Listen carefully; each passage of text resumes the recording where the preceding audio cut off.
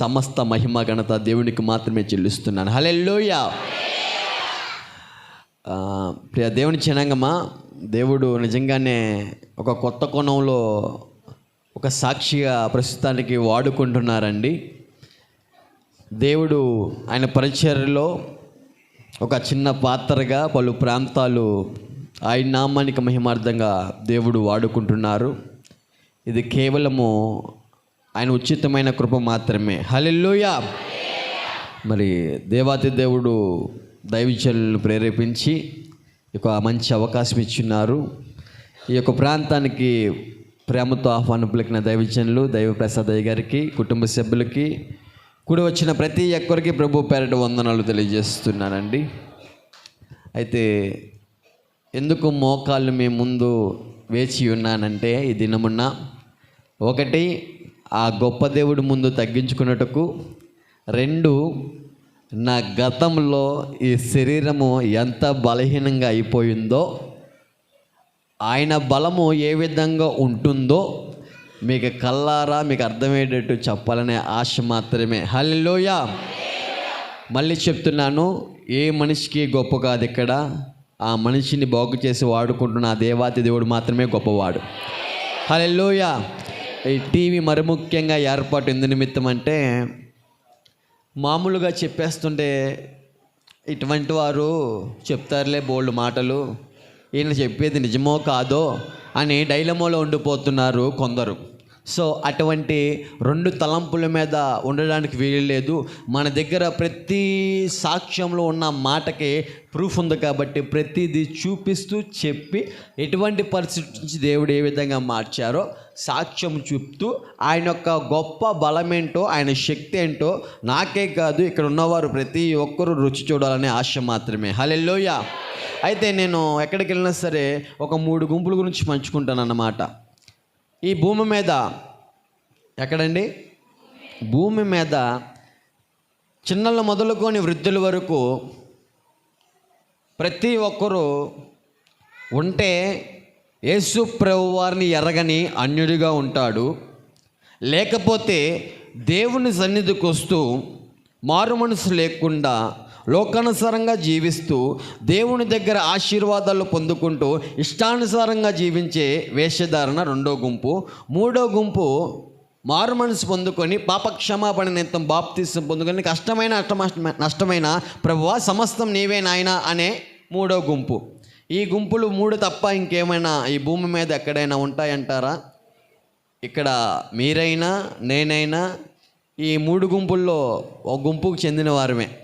అది కేవలము పైకి వైట్ అండ్ వైట్ నేను వేసేసినా నా మనస్సాక్షికి నాకే తెలుసు, మీ మనస్సాక్షికి మీకు మాత్రమే తెలుసు. అవునంటారా? ప్రియ దేవుని జనాంగమా, సాక్ష్యము పలుకుతున్నప్పుడు గమనించండి.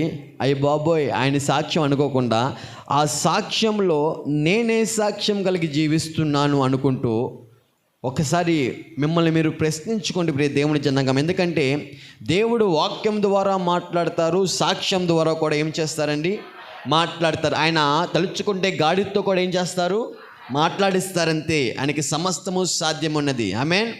ప్రార్థన చేసుకుందామమ్మా, కళ్ళు మూసుకుందామా. అయ్యగారు ఏమన్నారు, ప్రార్థన అనగా ఏం చేయాలి, కళ్ళు ఎమ్మటని మూసుకోవాలి, మోకాలు అనుభవం ఉన్న వాళ్ళు మోకాలు వేసేయాలి. పరిశుద్ధుల గొప్ప దేవ, మీ ఘనమైన నామమునికి వేలాది వందనములు రాజా. ఈ సమయంలో ఇక్కడ వరకు ప్రభా తోలుకొని ఇచ్చున్నారు నాయన.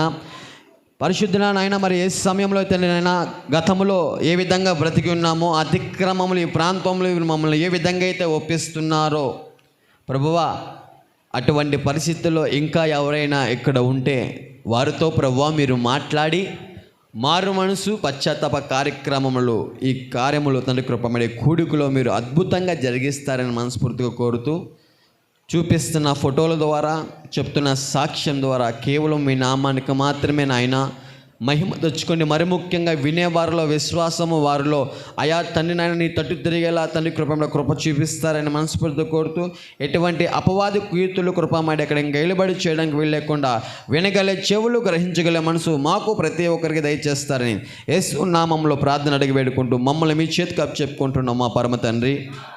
ఆమేన్.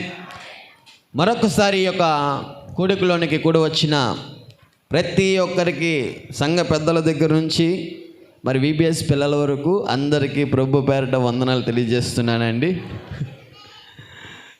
ఎందుకన్నానంటే అందరికంటే ముందు వచ్చేది వీళ్ళే, అందుకే వీరు మా సంఘ పెద్దలు. ఏమండి, నేను విజయవాడ ప్రాంతంలో ఉంటానండి. విజయవాడ ప్రాంతంలో మీకు బాగా ఆ కొండ బాగా ఎరిగిననుకుంటా, గుణదల కొండ తెలుసా? ఆ గుణదల కొండ మీద అరుల్ నగర్, క్రీస్తురాజుపురం అనే యొక్క ప్రాంతాలు ఉంటాయి. ఆ ప్రాంతాల మీద మేము మా కుటుంబ సభ్యులము, మా కుటుంబంలో కొంతమంది మా యొక్క బంధుప్రియులు ఉంటారు. చాలామంది అక్కడ మేము నివసిస్తూ ఉంటాం. వాస్తవానికి గుణదల కొండ అయినా, ఆ ఏరియా పేరు క్రీస్తురాజుపురమే అయినా, ఉండేది అరుల్ నగరే అయినా, మేము మాత్రము క్రైస్తవులమైతే కాదు. ఆనాడు యేసు ప్రభువారిని ఎరగని అన్యజనాంగము. తల్లిదండ్రులు బంగారు అప్పారావు లక్ష్మీ గారులుగా పిలువబడుతూ, మా యొక్క తల్లిదండ్రులు ఒక 3 పిల్లల్ని కని ఉన్నారు. ఆఖరిగా మనకంటే ముందు 2 ఆడపిల్లలు. ఇంకా మనకి మామూలుగా ఉండదు మన ఇంట్లో. అసలు ఎక్కలేనివన్నీ అన్నీ వచ్చేస్తూ ఉండేవి. నేనేం కోరుకుంటేది అంటే అంతా ప్రేమిస్తూ వచ్చారంటూ నా తల్లిదండ్రులు నన్ను చాలా గారభంగా పెంచుతూ వచ్చారు నా తల్లిదండ్రులు నన్ను. ఎందుకంటే నాకంటే మొదటగా మా అన్నయ్య పుట్టి చనిపోయారు. ఇంకా ప్రేమ అంతా నా మీద ఉండేది. అయితే నా తల్లిదండ్రులు చేసిన పొరపాటు ఏంటో తెలుసా తల్లిదండ్రులారా? ప్రేమతో పాటు గారాబం అనే ఒక చిన్న విత్తనం విత్తారు నా జీవితంలో. ఏంటండి? ఆ విత్తనాలతో ఎదుగుతున్న నేను ఎలా ఉందంటే, నా జీవితం మాట అస్సలు వినని స్వభావం వెలువడి అవుతూ ఉండేది. మాట వినేవాన్నా వినకుండా ఉంటున్నానండి. వినకుండా అవిధేయుడుగా వీపు చూపిస్తూ మాటకు లోబడే వ్యక్తినైతే కానే కాదు. మరి ఇంత వయసు నుంచే నేను నా తల్లిదండ్రులతో కొంచెం అయిష్టంగానే జీవిస్తూ ఉండేవాడిని. నా ఊహ తెలిసినప్పటి నుంచి నేను చదువుకుంటున్న స్కూలు ఒక మంచి కాన్వెంట్ స్కూలు. మా తల్లిదండ్రులు చదువు అయితే లేదు, వారికి కష్టపడి పని చేసుకునే వ్యక్తులు. కుటుంబ పరిస్థితి బాగోకపోయినా పిల్లలు వినాలి, మన భవిష్యత్తు అంటే వారి యొక్క పిల్లల భవిష్యత్తు బాగుండాలని అమ్మ నాన్న ఏం చేస్తున్నారు తెలుసా? వారి కష్టాన్ని చంపుకొని, వారి కోరికలు చంపుకొని, వారి ఇష్టాలను చంపుకొని ఏం చేస్తున్నారంటే అండి, తన పిల్లలు బాగుండాలి, వారు ఆనందపడాలని మనం కోరుకునే కోరికలన్నీ వారు తీరుస్తా వారి కోరికలు మర్చిపోతున్నారు వారు. మరి ఆ డబ్బు ఫీజు కట్టాలి, ఎక్కువ వేలకు వేలు. ఎక్కడ? కాన్వెంట్ స్కూల్లో. మరి మంచి ఫీజులు కలిగి ఉంటాయి కదండి స్కూళ్ళు. గవర్నమెంట్ స్కూల్లో వేసేయాలి వాస్తవానికి. కానీ చదువుకోకే మా పిల్లల చదువుకోకే మా జీవితాలు ఇలా అయిపోయి ఇలా ఉన్నాం మేము. మా పిల్లలైనా చదువుకుంటే ఉన్నతమైన శిఖరాల్లో మా వాళ్ళే వారు కష్టపడరో అనుకుంటూ వాళ్ళు చాలా ఆశతో నన్ను చదివిస్తూ వచ్చారు ప్రియా దేవుని జనాంగమా. కానీ మాట వినని స్వభావంతో ఉంటున్న నేను చిన్నప్పటి నుంచే నా నోటి నుంచి బూతు మాట్లాడుతూ ఉండేవాడిని. కొంతమంది నేను గమనించానండి, మామూలుగా ఇప్పుడు చిన్నప్పుడు ఏదైనా నోటిలోంచి ఒక బూతు మాట మాట్లాడితే అసలు చాలా ఆనందపడిపోతున్నారు. ఎవరు? తల్లిదండ్రులు. కానీ వారికి తెలియదు ఆ మాట ఒకరోజు తల దించుకునేలా తల్లిదండ్రులు చేస్తుందని. మా నాన్నగారు త్రాగుడికి బాగా బానిసైపోయండి ఆ డబ్బులంతటినీ కష్టం అంతటినీ ఆ దుకాణాల్లో ఖర్చు పెడుతుండగా కుటుంబాన్ని పోషించడానికి మా అమ్మగారు పాచి పని చేయడానికి ఇష్టపడుతూ ఉండేవారు. అయితే ఒకరోజు ఏం జరిగిందంటే, ఇంకా త్రాగొచ్చిన ఇంట్లో సమాధానం అనేది ఏలుబడి చేస్తుందా? ఏముంటుంది? గోల మాత్రమే, అల్లరి మాత్రమే ఉంటుంది. మా అమ్మగారు మా నాన్నగారు కొట్టుకుంటూ ఉండేవారు, తిట్టుకుంటూ ఉండేవారు. బాల్య దినములో ఉన్న నాకు మరి ముఖ్యంగా పిల్లలకి మొదటి గురువులు తల్లిదండ్రులే అని వింటాం మనం. ఎవరు పిల్లలకి మొదటి గురువులు? తల్లిదండ్రులే. వారి ప్రవర్తన చూస్తుంటున్నప్పుడు ఆ మాటలన్నీ నన్ను ప్రభావితం చేయడం, నేను నేర్చుకోవడం మొదలు పెడతా ఉన్నాను. కొన్ని విషయాలు పిల్లలు తల్లిదండ్రులు చూసి ప్రభావితం అవుతారు అని చెప్తున్నాను నేను అంతే. దయచేసి మీ పిల్లల ముందు మీ ప్రవర్తన ఏదైతే ఉందో జాగ్రత్తగా చూచుకునుడి. అయితేనండి, మా అమ్మ మా నాన్న ఆ విధంగా సమాధానం లేకుండా ఉండేవారు. వయసు పెరుగుతున్న సమయంలో నేను కొంచెం ఎదిగాను. 6వ క్లాసు 7వ క్లాసు చదువుతున్నాను మొత్తానికి. ఆ సమయముకే నేను చెడ్డ మాటలు మాట్లాడుతూ, బూతు మాటలు మాట్లాడుతూ, అల్లరి చిల్లరగా జీవిస్తూ, స్నేహితులతో ఎక్కువ ఉంటూ, ఆ వయసులోనే స్కూల్ మానేసామని తెలుసా. స్కూల్కి అని చెప్పి మానేసి రోడ్లంటే తిరిగేస్తూ ఉండేవాడిని. ఆ వయసులోనే బాగా చెడిపోయాను నేను. ఇంట్లో దొంగతనం చేసుకుంటూ ఆ డబ్బులంతటిని నేను ఎక్కడ నా స్నేహితులు ఖర్చు పెట్టే వ్యక్తిగా నేను జీవిస్తూ ఉన్నాను. అటువంటి సమయంలో జరిగిన సంఘటన ఏంటంటే, నా సహవాస క్రియలు ఇంకా పెరుగుతూ వచ్చే. వీటితో అంటే మంచి మార్గంలో అయితే నేను నడవట్లేదు కానండి, సినిమాలు ప్రభావం ఎంతగానో ప్రభావితం చేసే. ఎంతలా అంటే ఆ సినిమాలో కనపడేదే ప్రేమ అనుకుంటున్నాను. ఆ సినిమాలో చూసేదే అమ్మాయి అబ్బాయి కలిసి తిరుగుతుంటే అది ప్రేమ, ఈ ప్రేమ నాకు కావాలంటున్నాను. కానీ నా కన్న తల్లిదండ్రులు ప్రేమ అర్థం కానీ గుడ్డి వ్యక్తిగా జీవిస్తున్నాను ఆ వయసులోనే. ఏమండి, అటువంటి వయసులో 6వ క్లాస్ 7వ క్లాస్ అంటే సండే స్కూల్కి వెళ్ళే ఏజే కదండి. వెళ్తారు ఎక్కడ? ఆ రోజు రోడ్డు మీద ఆడుకుంటూ ఉండగా, వాస్తవానికి మేము క్రైస్తవులం కాదు కానీ ఆ చెడిపోతున్న బాలుడి దగ్గరికి మాత్రము క్రైస్తవులు వచ్చారు. ఆ క్రైస్తవులు వచ్చి దేవుని మందిరానికి నడిపించారండి నన్ను. దేవుని మందిరానికి నడిపించి ఒక పిల్లవాడు ఏ విధంగా జీవించాలో వాడి యొక్క నడత సరిచేయడానికి, సరైన మార్గంలో నిలబెట్టుటకు మాకు అర్థమయ్యే, అంటే మేము ఈ విధంగానే ఇంత వయసులో ఉండే మేము మాకు అర్థమయ్యే రకంగా ఆ యొక్క సండే స్కూల్ టీచర్ల ద్వారా దేవుడు మాతో మాట్లాడుతున్నారు. సండే స్కూల్ టీచర్లు మాట్లాడుతున్నారా, వారి ద్వారా దేవుడు మాట్లాడుతున్నారని చెప్పాను. ఇక్కడ ఎవరైతే నిలబడి దేవుని సన్నిధిలో ఇతరులకి చెప్తారో వారి ద్వారా దేవుడు మనతో మాట్లాడతారు. దైవజనుల ద్వారా దేవుడు మనతో మాట్లాడతారని అన్నవాళ్ళు గట్టిగా హల్లెలూయా. మరి మాట వినేటప్పుడు వాస్తవానికి ఏం చేయాలి? లోబడాలి, ఆ మాట ప్రకారంగా జీవించాలి కదండి. వాక్యంలో ఒక మాట ఉంటుంది, ప్రకటన గ్రంథంలో ఆఖరిగా, చెవి గలవాడు వినుగాక. చెవులు ఆ సమయంలో నాకు లేవా అంటే ఉన్నాయి, బాగానే వినపడతాయి ఆ సమయంలో. కానీ ఆ మాట, జీవంగల మాట ప్రకారంగా జీవించమని దేవుడు ఇక్కడ ఎవరైతే నిలబడుతున్నారో సండే స్కూల్ టీచర్ ద్వారా బోధిస్తున్నారు. దేవుడు ఒక మాన్యువల్ పెట్టాడు మనిషికి. ఆ మనిషి ఏ విధంగా జీవించాలో, అది బాల్య దినం అవని, యవ్వన ప్రాయం అవని, పెళ్ళి అయిపోయినా అవ్వకపోయినా, రక్షణ తర్వాత ఏ విధంగా జీవించాలి, ఎందుకు రక్షణ తీసుకోవాలి, వృద్ధాప్యంలో ఆ ఆఖరి క్షణాల్లో ఉన్నప్పుడు ఏ విధంగా జీవించాలో ప్రతీది ఒక మాన్యువల్ పెట్టారండి. అవునండి, ఇక్కడ కనపడుతున్న ప్రతి వస్తువుకి మాన్యువల్ ఉందా? ఫ్యాన్కి ఉంది, లైట్కి ఉంది, స్టాండ్కి ఉంది, అన్న కీస్కి ఉంది, అక్కడ దానికి ఉంది. అన్నిటికీ కంపెనీ వాడు ఏమి ఇస్తాడు? మాన్యువల్ ఇస్తాడు. అలాగే మనిషికి కూడా పరిశుద్ధమైన గ్రంథము ఒక మాన్యువల్. ఒక మనిషి తను పుట్టినప్పటి నుంచి చివరి శ్వాస వరకు ఏ రకంగా జీవించాలో మాన్యువల్లో పెట్టారు. అయితే దైవజనుల ద్వారా దేవుడు మనతో మాట్లాడుతారు. అక్కడ మాటలు వినపడుతుంటే నా బాల్య దినాల్లో ఆ మాటలు వినట్లేదు, కానీ ప్రతి ఆదివారం వచ్చి అల్లరి చేస్తున్నాను. ఎక్కడ? దేవుని సన్నిధిలో.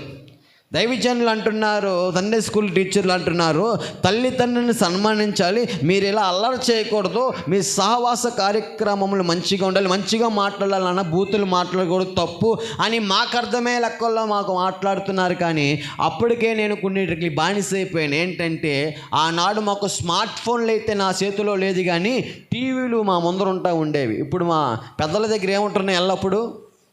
చెప్పండి, మీకు ఉన్నాయి లేవు, నీ దగ్గర ఉంటాయి ఎప్పుడు.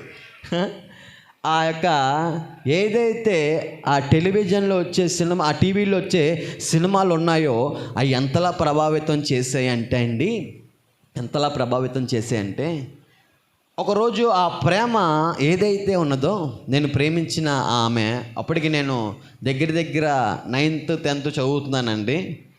ప్రేమ విఫలమైపోయిన కారణంతో నేను ఒక డిప్రెషన్లోకి వెళ్ళిపోయానండి.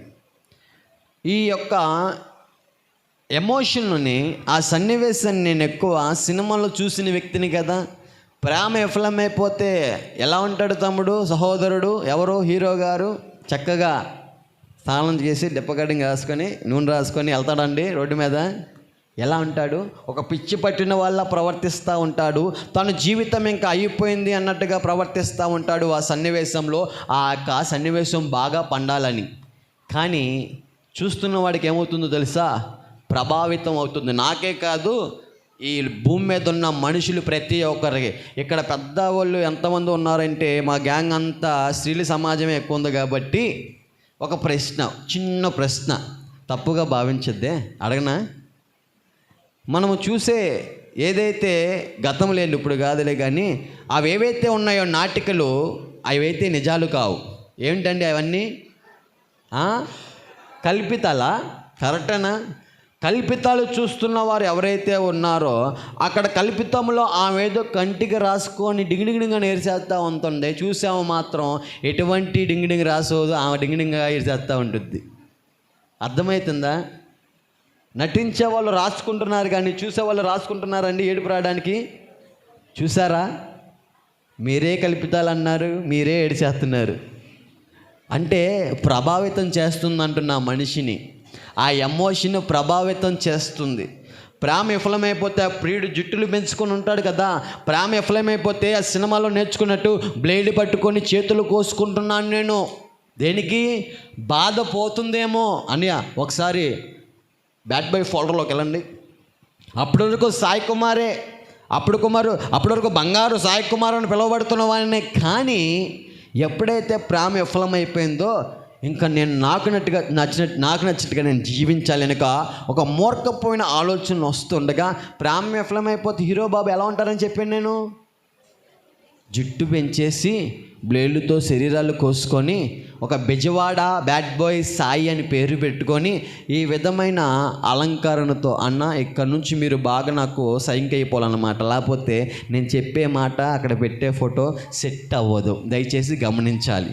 ఇదిగో ఈ విధంగా జీవిస్తూ ఈ రకంగా ఒక రకమైన అలంకరణతో ఉంటూ నేనేదో స్టైల్గా ఉంటున్నాను, నేను ఒక మోడల్గా ఫీల్ అయిపోతున్నాను, ఆ ప్రేమ విఫలమైపోయింది అనుకుంటూ ఇష్టానుసారంగా బోల్డ్ ఫోటోలు ఉన్నాయి, మీరు నొక్కుంటూనే ఉంటాను. ఓకేనా? క్షమించాలి ఇలా అన్నాను నేను, ఎందుకంటే అక్కడే స్టక్ అయిపోమాకండి, దయచేసి గమనించాలి. అనేకమైన ఫోటోలు ఉన్నాయి అండి. ఈ మళ్ళీ చెప్తున్నాను, ఇవన్నీ నేనేదో గొప్పలో చెప్పుకోవడానికి కాదు, కానీ అటువంటి బతుకులు మార్చినది, అటువంటి బతుకులో ఉన్న నా జీవితాన్ని ఏ విధంగా మార్చిన దేవుడు గొప్పవాడని మాత్రమే నేను చెప్తాను. హల్లెలూయా. ఆ విధంగా జీవిస్తూ ఒక వెర్రివాడిగా శరీరాన్ని అపవిత్రం చేసుకుంటున్నాను. వేడితో తెలుసా? మత్తు పదార్థాలతో. ఎందుకు? శాంతి సమాధానాలు ప్రేమ విఫలమైపోతే అవి ఇస్తాయని నేను నేర్చుకుంటున్నాను కదా ఈ సినిమాలు చూసి. నా స్మోకింగ్ ఫోల్డర్ మొదటిగా సిగరెట్తో మొదలుపెట్టాను. ఆ తర్వాత ఏదైతే మా నాన్నగారు త్రాగుడికి బానిసైపోయి వారి జీవితం పాడు చేసుకున్నారో నా కళ్ళ ముందు చూసే మా నాన్నగారు పాడైపోవడం, కానీ నాకేం రాట్లా, ఆ గ్రహింపు రాట్లా. నేను పాడైపోతాను మా నాన్నగారిలాగా ఆయన యొక్క గ్రహింపు రాకుండా నేను కూడా ఆ యొక్క శరీరాన్ని అపవిత్రం చేసే వాటితో, ఆల్కహాల్తో, మందు పదార్థాలతో, డ్రగ్స్తో, గంజాయితో సావాసం చేస్తూ ఈ విధంగా జీవిస్తూ 24 గంటలు వాటితో సహవాసం చేసే వ్యక్తిగా మారిపోతున్నానండి. బేడి పట్టుకొని చేతులు కోసుకుంటూ, వాస్తవానికి బాధపోతుంది అనుకున్నా కానీ చేతులు కోసుకుంటుంటే, చెల్లి తమ్ముడు బాధపోతుందా, నొప్పి వచ్చింది తమ్ముడు కోసుకుంటే, గ్రహింపు లేని వాడిగా ఒక వ్యక్తి ఉంటాడండో ఈ లేఖనాల్లో గమనిస్తే. మార్కు సువార్త 5వ అధ్యాయంలో దాగి ఉంటాడు ఈ వ్యక్తి ఎక్కడ ఉంటాడు చెప్పనా? ఎంతసేపు కొండల్లోనే సమాధుల్లోనే సంచారము చేస్తూ ఉంటాడు ఆ వ్యక్తి. అపవిత్ర ఆత్మతో పట్టింపబడి గెరాసేల్లో ఆ సముద్రం దగ్గర, ఆ తీరం దగ్గర, ఆ సమాధుల్లో, కొండల్లో నివాసం చేస్తూ ఉంటూ వాడు ఎల్లప్పుడూ కాళ్ళకి చేతులకి ఎన్ని మార్లు సంఖ్యలు వేసినా సరే తుత్తు నీళ్ళుగా తెంపేసుకుంటాడు అన్నమాట. అటువంటి అలంకారంతో జీవిస్తున్న నేను నా శరీరం మీద పచ్చబొట్లు వేసుకుంటున్నాను. టాటూస్ ఫోల్డర్స్లోకి వెళ్ళండి. ఇక్కడ మొదలు పెడితే నా ఒళ్ళంతా, ఇందాక తెగ చూస్తున్నట్టున్నారు నా మెడవైపు, మీరు అందరూ చక్కగా కనపడుతుందా? ఇలాంటి పచ్చబొట్లు వేసేసుకుంటూ కాళ్ళ వరకు అదొక స్టైల్ అనుకుంటున్నాను. ఆ వ్యక్తి ఉంటాడు, ఎవరు? సమాధుల మధ్యలో తిరిగే వ్యక్తి. తన శరీరాన్ని గాయపరుచుకుంటాడు రాళ్లతో. ఆ విధంగా నా శరీరాన్ని కూడా ఆ విధంగా సూదులతో, బ్లేడ్లతో గాయపరుచుకుంటూ శరీరాన్ని అపవిత్రం చేసుకునేవాడుగా జీవిస్తున్నాను. దూర ప్రాంతాల నుంచి గంజాయి తరలించి వాటిని యవ్వనస్తులకు అమ్ముతున్నాను. అప్పటికి కొంచెం యవ్వన ప్రాయంకి వచ్చేసాను కాబట్టి బలమంతటిని ఆ విధంగా వ్యసనాల దగ్గర పోగొట్టుకుంటున్న సమయంలో నాలో ఒక మూర్ఖమైన స్వభావం ఎలా ఇలుబడి చేయడం మొదలవుతుందంటే, డాంబికంగా జీవించాలి, ఫేస్బుక్లో, ఇన్స్టాగ్రామ్లో, టిక్టాక్లో మనకంటూ ఒక ఫేమ్ వచ్చేయాలి అనుకుంటూ విర్రవిగే జీవితానికి అలవాటు పడుతూ ఉన్నాను. ఇప్పుడు కనపడుతున్న ఫోటోలన్నీ క్లారిటీగా కనపడుతున్నాయి కదండి మీకు. ఎందుకు అనుకుంటున్నారు? కెమెరాల్లో వాటిలో దిగి లైకుల కోసం, కామెంట్ల కోసం వైరల్ అయిపోవాలని వాటిలో పెట్టుకొని ఊరేగితా ఉండేవాడిని అనమాట. అన్న సౌండ్ వద్దు దయచేసి, ఆఖరి వీడియో పెట్టు. ఇందులోనే ఆ యొక్క డ్యాన్సులు ఎలా ఉండేవో తెలుసా ప్రియ దేవుని జనాంగమా? ఆ డ్యాన్సులు ట్యూబ్లైట్లు తిప్పుతూ ఈ విధంగా ఆ కన్నాలు ఫ్యాంట్లు వేసుకుంటూ జనాలందరూ చూసేవారుగా ఇక్కడ నేను పూసలు పెట్టుకొని, ఆడవాళ్ళ దుద్దులు పెట్టుకొని ఇక్కడ గుడ్డించుకునేవాడిని నేను, స్టడ్లు ఇక్కడ మొదలు పెడితే అన్నీ అటువంటి అలంకారంతో జీవిస్తూ అందరూ వీడేంట్రా నాయన ఎలా ఉన్నాడు అనుకునేలాగా ప్రవర్తిస్తూ ఉండేవాడిని. ఇందాక మీరు స్మోకింగ్ ఫోల్డర్లోకి వెళ్తే పెళ్లి స్టేజ్ మీద కూర్చొని పెళ్లి కొడుకు నోట్లో సిగరెట్ పెట్టే అంత మూర్ఖమైన స్వభావం ఎక్కడ? పెళ్ళి దగ్గర. మీరేం చేస్తారమ్మా? ఫోటో దిగి వస్తారు. నా ఫోటోలు అలా తగలాడుతున్నాయి. వెనకమాల పాపం పెళ్లి కూతురు ఎన్ని మార్లు నోట్లో తిట్టుకున్నా సరే నాకు మాత్రం సిగ్గు రావట్లేదు. జనాలు అందరూ ఛీ ఏరేంటి పెళ్ళికి వెళ్ళి ఇలా చేస్తాడు. మా అమ్మగారి పేరు లక్ష్మి అండి.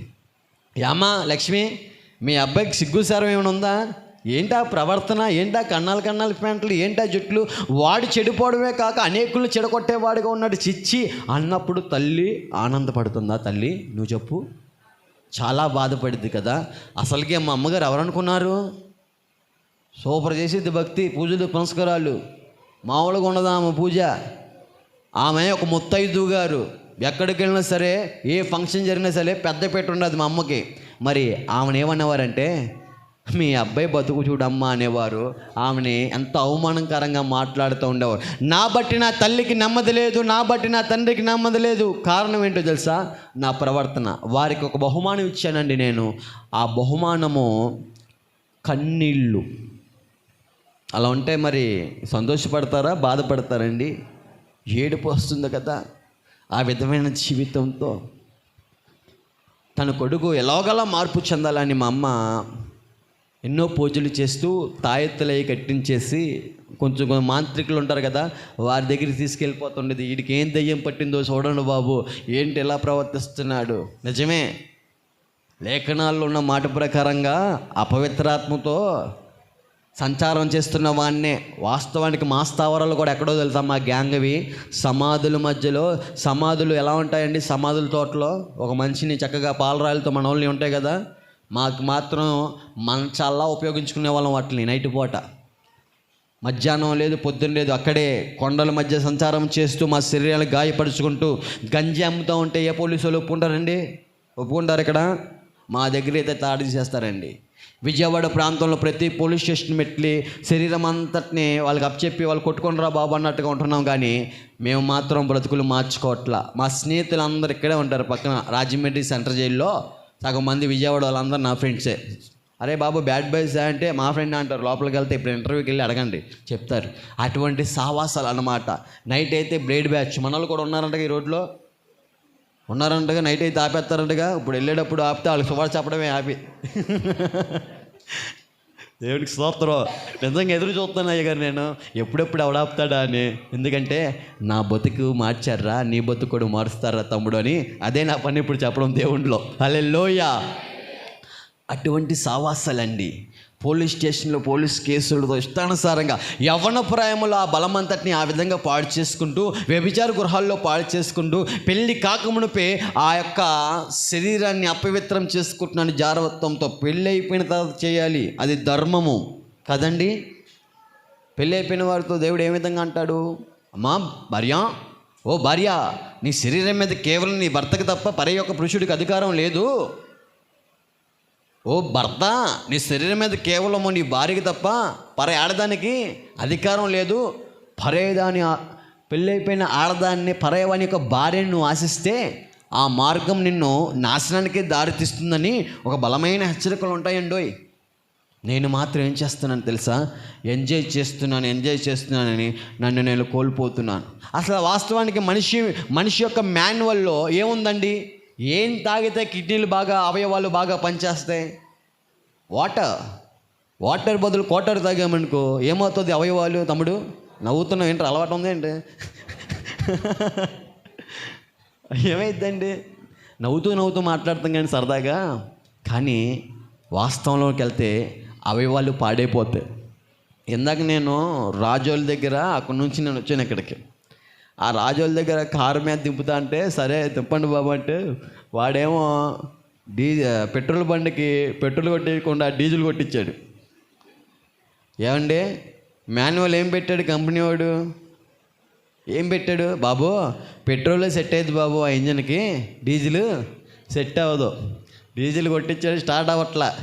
అప్పుడు నేను అన్నా, తమ్ముడు ఒక మాన్యువల్ ఉండిద్ది దానికి. ఇంకమ్మని ఇంకోటి చెప్పా, మనిషికి కూడా ఒక మాన్యువల్ పెట్టాడు దేవుడు, మంచి పదార్థాలు భుజించమన్నాడు. కానీ మనం ఏం చేస్తున్నాం తెలుసా? వ్యర్థమైన వాటినన్నిటిని భుగించేసి శరీరాల్ని, అందులో ఉన్న అవయవాల్ని అక్రమముకు, అపవిత్రతకి దాసులుగా మనం చెప్పేస్తున్నాం మన అవయవాలు అని ఆ తమ్ముడు కాసేపు సువార్త తెలిపింది అక్కడ. ఆ విధంగా ఆ తమ్ముడికి సువార్త చెప్పడం జరిగింది. అయితే వాస్తవానికి ఆలోచిస్తేనండి, దేవుడిచ్చిన మాన్యువల్ ప్రకారం కాకుండా అపవాది పెడుతున్న కాసేపు ఆనందాల కోసం ఆ మాన్యువల్లో వెళ్తున్న మనిషి ఏమవుతున్నాడు? తన అవయవాలన్నీ, మీరు నమ్మరో, 25 సంవత్సరాలకి ఏమైందో తెలుసా నా జీవితం? ఊపిరితిత్తులు 2 నల్లగా మారిపోయి, నోట్లోంచి బ్లడ్ పడుతూ, కక్కుతూ బ్లడ్, మోషన్కి వెళ్తుంటే బాత్రూమ్కి బ్లడ్ వస్తుంది.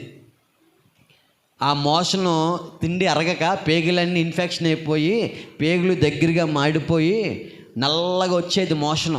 ఎందుకు ఎంత పచ్చిగా మాట్లాడుతున్నానంటే, నేను నా బతుకు అలా తయారైంది మత్తు పదార్థాలనే విత్తనం విత్తాక. ఏ పంట కోసానమ్మా? అనారోగ్యం అనే పంట. మా తల్లిదండ్రులు కోసారు రెండో పంట. ఏ విత్తనం విత్తితే? గారాబం అనే విత్తనం విత్తారు. కాబట్టి ఒకరోజు ఏం కోస్తారు వాళ్ళు కూడా? పంట కోస్తారు. ఏ పంట కోసారని చెప్పాను ఇందాక? కన్నీళ్ళనే పంట కోస్తారు వాళ్ళు. దయచేసి మీ పిల్లల యొక్క జీవితాల్లో క్రమశిక్షణ అనే యొక్క విత్తనం విత్తుతారని ప్రభువు పేరట మనం చేసుకుంటున్నాం. తల్లిదండ్రులారా, మీ ప్రవర్తన జాగ్రత్త వారి ముందు. అయితే ఆ రకంగా శరీరం అంతా పాడైపోతుంది.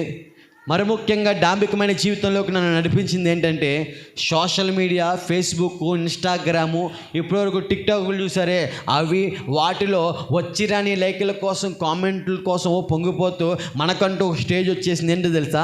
సాయన్న అంటే గంజాయి, గంజాయి అంటే బ్యాడ్ బాయ్ సాయన్న అని ఒక పేరు తెచ్చేసుకున్నాను. ఎక్కడికి వెళ్ళినా సలాం కొట్టించుకుంటున్నాను. చుట్టూరు 10 మంది కుర్రోళ్ళు ఎక్కువైపోయారు. మరి కావాల్సిన వాళ్ళు ఉంటున్నారు, ఎక్కడికి వెళ్ళినా ఆడపిల్లలు ఉంటున్నారు. ఇష్టానుసారంగా శరీరాన్ని అపవిత్రం చేసుకున్నాం, ఒక గ్యాంగ్గా ఫీల్ అయిపోతున్నాం. రైట్ అయితే దొంగతనాలు చేస్తున్నాం ఇష్టానుసారంగా.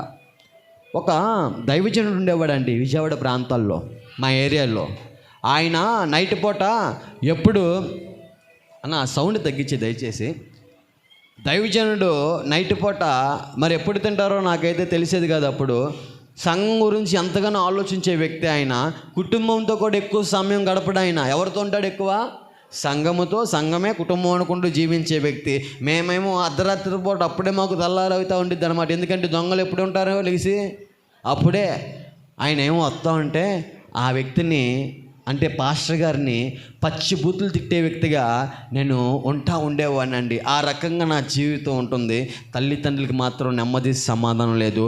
మా అమ్మగారు నోరు తెరిచి అడిగారు, అయ్యా ఏంటి నీ జీవితం? మేము తట్టుకోలేకపోతున్నాం నిన్ను. ఎన్నో ఆశలు పెట్టుకున్నావు నీ మీద, నీ యొక్క భవిష్యత్తు ఎక్కడో ఉన్నతమైన శిఖరాల్లో ఉంటుందని మమ్మల్ని మేము కరిగించుకుంటూ, మమ్మల్ని మేము త్యాగం చేసుకుంటూ, మా యొక్క బలమంతా, మా చెమటంతా నీ ఫీజులు కట్టడానికే సరిపోయింది బాబు. నువ్వు ఈ బతుకు ఈ రకంగా అవుతావని మేము ఊహించలేదురా. ఎక్కడికి వెళ్ళినా మొహం మీద ఉమ్మేసేట్టు మాట్లాడుతున్నాడు. ఆ లక్ష్మి గారి కొడుకేంటి అలా ఉన్నాడు. మా తల్లిదండ్రులు ఇంట్లోనే ఉంటేనే నేను ఇంటికి ఆడపిల్లలు తీసుకెళ్తూ ఉండేవాడిని. తల్లిదండ్రులు వారిని కొడతా ఉండేవాడిని అండి. నేను ఒక మూర్ఖమైన స్వభావం నాలో పనిచేస్తూ ఉండేది. మా అమ్మ ఎంతగానో ఏడుస్తుంటే, ఎవరికనమన్నారే నిన్ను, నేనేం చెప్పానేంటి అనుకుంటూ అమ్మని మాట్లాడుతున్నాను పచ్చి బూతులతో. చిన్నప్పుడు బూతు మాట్లాడితే ఆనందపడిపోయిన వారు ఇప్పుడు ఏమవుతుంది, అదే మాట మాట్లాడుతుంటే గుండె పగిలిపోతుందండి వారికి. కొట్టే దెబ్బ కంటే నోటితో మాట్లాడే మాట హృదయానికి తాగిద్ది. దయచేసి మాట్లాడేవారులారా, ఆ నోడు జాగ్రత్త. ప్రతి మాట ఆలోచన చేసి మాట్లాడదాం. తల్లిదండ్రులు విలువ ఎరగక ఇష్టానుసారంగా జీవిస్తున్నాను, నేను పాడు చేసుకుంటూ. నిజమే, వాస్తవానికి శాంతి సమాధానం వస్తున్నాయని మత్తు పదార్థాలతో సహవాసం చేసిన యవనస్తుడికి శాంతి సమాధానాలు కరువైపోయి వేదన ఎక్కువైపోతుంది, కలవరం ఎక్కువైపోతుంది, టెన్షన్ ఎక్కువైపోతుంది, డిప్రెషన్ ఎక్కువైపోతుంది, ఇవి ఎక్కువైపోతున్నాయి. వాడికి నెమ్మది లేదు, కుటుంబంలో నెమ్మది లేదు, ఆ ప్రాంతంలో నెమ్మది లేదు, ఆ ప్రాంతంలో ఆ ఊరికి కూడా నెమ్మది లేదు. ఆ విధంగా నా జీవితం ఉంటుంది. కుక్కను కొట్టినట్టు కొడుతున్నారు పోలీసు వాళ్ళు. అయితే చెప్తున్నారుగా, కళ్ళల్లో మిర్చి రసాలు పిండుతున్నారు.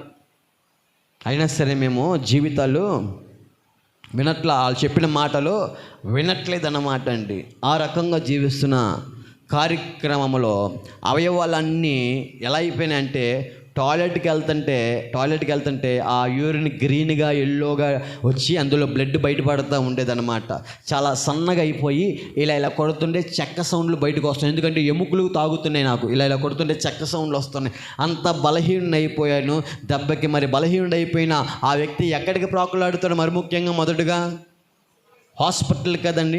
డాక్టర్ల చుట్టూరు 25 సంవత్సరాలకి బలమంతా ఆ విధంగా పాడు చేసుకొని డాక్టర్ల చుట్టూరు తిరిగే వ్యక్తిగా ఉన్నాను నేను. డాక్టర్లు అంటున్నారు, ఆ వ్యసనాలుగా నువ్వు మానలేదనుకో, నీకు భూమి మీద ఏముండవు, నోకలు ఉండవు, అయిపోతావు నువ్వు అనుకుంటూ ఇన్ని ట్యాబ్లెట్లు ఇస్తే మింగుతూ ఉండేవాడిని. ఆ ట్యాబ్లెట్ మింగిన తర్వాత కొద్దో గొప్ప బలం వచ్చేసింది కదండి. 10 రోజులు తిరణంగా ఉండేవాడిని. మళ్ళీ 11వ రోజు అదే మత్తు పదార్థాల దగ్గరికి వెళ్ళిపోతూ ఉండేవి. వాటికి వాస్తవానికి నా శరీరము బానిస అయిపోయిందన్నమాట డ్రగ్స్ లేకపోతే ఆ వ్యక్తి అంతా తన శరీరం ఒప్పుకోదండి, సహకరించదన్నమాట. ఎందుకంటే 24/7 మత్తు పదార్థాలతోనే అలవాటు చేసుకున్న తన శరీరము మత్తు లేకపోతే ఒప్పుకోదు.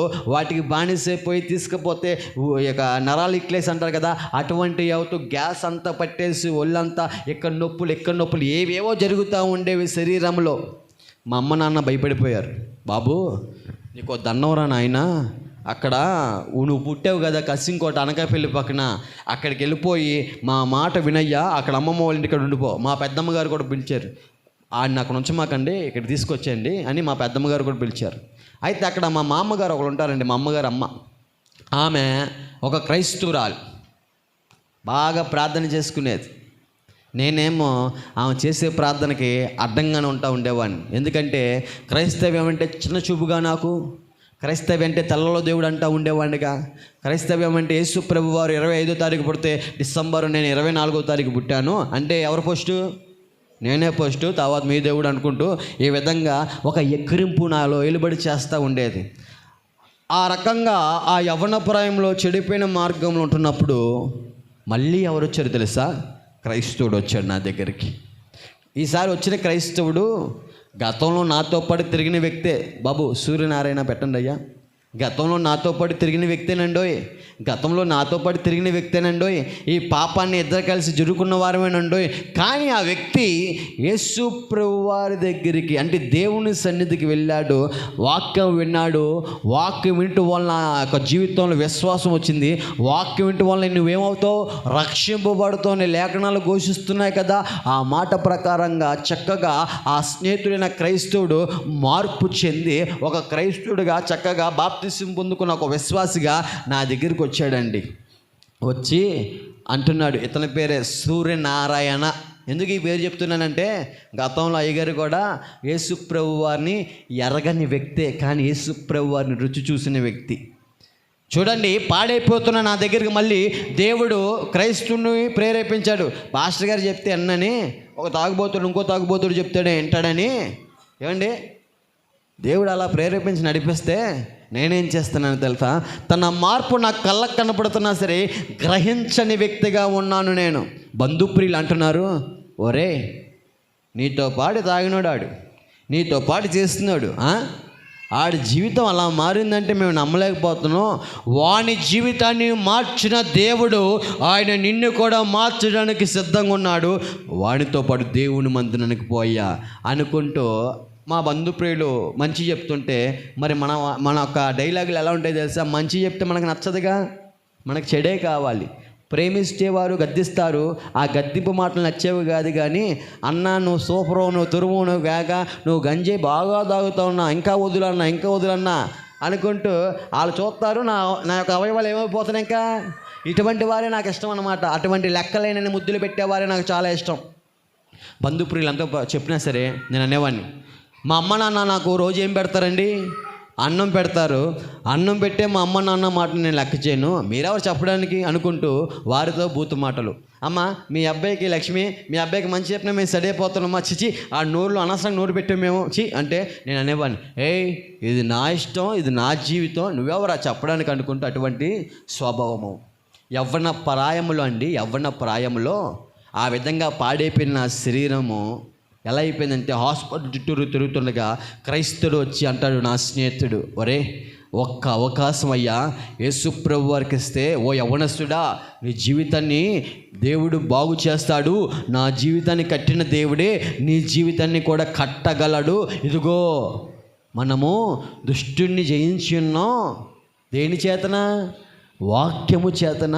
వాక్యము ధ్యానించరా అనుకుంటూ ఒకరోజు ఒక ఆదివారం పూట దేవుని సన్నిధికి వెళ్ళక ముందు నేను అన్న మాట్లాడి చెప్పనండి. నేను అనేవాడిని, శివుడు ఫోల్డర్, నేను అనేవాడిని, ఒరే మా భక్తి ఏంటి? యేసు ప్రభు వారిని ఎరగని వ్యక్తులు మేము, తెల్లోళ్ళ దేవుడి గురించి మాకు చెప్తున్నామేంటి? మా భక్తి విధానం నీకు తెలియదా? మా పూజల విధానం నీకు తెలియదా? నేను సోమవారం వస్తే ఎక్కడికి వెళ్తాను నీకు తెలియదా? నా పొట్ట భాగంలో ఎటువంటి పచ్చబొట్టు చూసావో నీకు ఎవరు ఎరగవా అనుకుంటూ మాట్లాడుతున్నాను గర్వంగా. నా పొట్ట భాగంలో ఒక అఘోర తపస్సు చేసే పచ్చబొట్టు కనపడుతూ ఉంటుంది. నేను ఎలా ఉండేవాడిని అంటే, శివరాత్రి వచ్చినప్పుడు మొన్నటి వరకు కారులో ఒక అఘోరి సిస్టర్ గారు చూసారా మీరు యూట్యూబ్లో, బాగా కనబడ్డారా అలంకరణతో. ఆమె నడినెత్తి నుంచి సరికాల వరకు ఎలాగైతే అలంకరించుకున్నారో అదే అలంకరణతో నేను కూడా ఆఖరిలో వీడియో ఉండి చూడండి బాబు, అలాగే నేను కూడా నడుచుకుంటూ వెళ్ళిపోతూ ఉండేవాడిని అన్నమాట రోడ్డు మీద. ఆమె మొన్న చేశారు, కానీ మనదంతా 2019, 2018లోనే ఇలా విధంగా జీవిస్తూ వచ్చాం. ఆ రకంగా జీవిస్తూ నోరు తెరిస్తే శివనామ స్మరణం ఆడుతుండే నా యొక్క నోటిలో నా స్నేహితుడు వచ్చి యేసు ప్రభు వారి గురించి చెప్తుంటే, నీ దేవుడు నీ గొప్ప అయితే నా దేవుడు నా గొప్ప అనుకుంటూ విర్రవిగుతూ మాట్లాడుతున్నాను. కానీ దేవుడు ఒక్కడనే గ్రహింపు లేనివాడిగా జీవిస్తున్నాను. తీసేయన్నాక ఆ రకంగా జీవిస్తున్న సమయంలో హాస్పిటల్ చుట్టూరు తిరిగిన దినాలు అయిపోయిన తర్వాత నా స్నేహితుడితో పాటు దేవుని మందిరానికి వెళ్ళా. సూర్య ఫొటోస్లో అయ్యగారు ప్రార్థన చేస్తారు చూడండి నాకు. అయితే అయ్యగారు ప్రార్థన చేస్తున్నప్పుడు ఎంత జుట్టేసుకునే ఆయన ముందు కూర్చుంటే ఆయన అంటారు, ఎందుకు ఈ విధంగా అయిపోతున్నావు బాబు? చక్కగా యవ్వన ప్రాయం అంతా ఎలా ఉండాలి? నువ్వు ఎవరో దేవుని చేతిలో బలవంతుడివి, కానీ వ్యసనాల ద్వారా బలహీనుడైపోయావు. ప్రార్థన చేసుకో, దేవుడు స్వస్థత ఇస్తాడు. హృదయపూర్వకంగా దేవుడిని నమ్ముకో. నీ కోసం మేము ప్రార్థన చేస్తున్నాం, కన్నీరు కారుస్తున్నాం. నువ్వు కూడా ప్రార్థన చేసుకున్నా అన్న. ఇదిగో నువ్వు ఇదే విధంగా ఉంటే నువ్వు మరణిస్తావు, అసలుకే నీ అవయవాలన్నీ ఎముకలన్నీ బయటికి కనపడుతున్నాయి, నీకు అర్థమవుతుందా అంటుంటే, నేనేమో ఈ చెవితో వింటున్నాను, ఈ చెవితో విడిచిపెట్టేశాను. స్నేహితుడి ద్వారా చెప్తున్నాడు, అరే గంజాయిలో లేదురా. నా స్నేహితుడు సూర్యనారాయణ అంటున్నాడు, క్రైస్తవుడు, గంజాయిలో లేదురా ఆనందం, డబ్బులో లేదురా ఆనందం, పేరు ప్రఖ్యాతులు డాంబికమైన జీవితంలో ఫేస్బుక్లో లేదురా ఆనందము, ఇంకేంటండి మత్తు పదార్థాల్లో లేదురా ఆనందము, వ్యభిచార గృహాల్లో లేదు, ఆడవాళ్ళ దగ్గర లేదురా ఆనందము. సాయి రుచి చూసి చెప్తున్నా, సంపూర్ణమైన సంతోషమైన సన్నిధిలోనే నాకు దొరికిందని సాక్ష్యం ఇస్తున్నాడు ఆ వ్యక్తి. హల్లెలూయా. ఒక మనిషికి నిజమైన ఆనందము దేవుని యొక్క సన్నిధిలోనేనండి ఆనందాన్ని విడిచిపెట్టి ఎక్కడికెక్కడికో ప్రాకులాడుతున్నాడు. ఆ ప్రాకులాడే గుంపులో నేను ఒకడిని ఆనాడు. దేవుని సన్నిధికి వస్తున్నానే పేరుకే తప్ప దేవుని జనంగమా మారు మనసు లేనివాడిగా జీవిస్తున్నాను. దేవుని సన్నిధిలో వినపడుతున్న దైవజనుల నోట వస్తున్న దేవుని మాటలకి లోబడే వ్యక్తిగా నేను జీవించట్లేదు.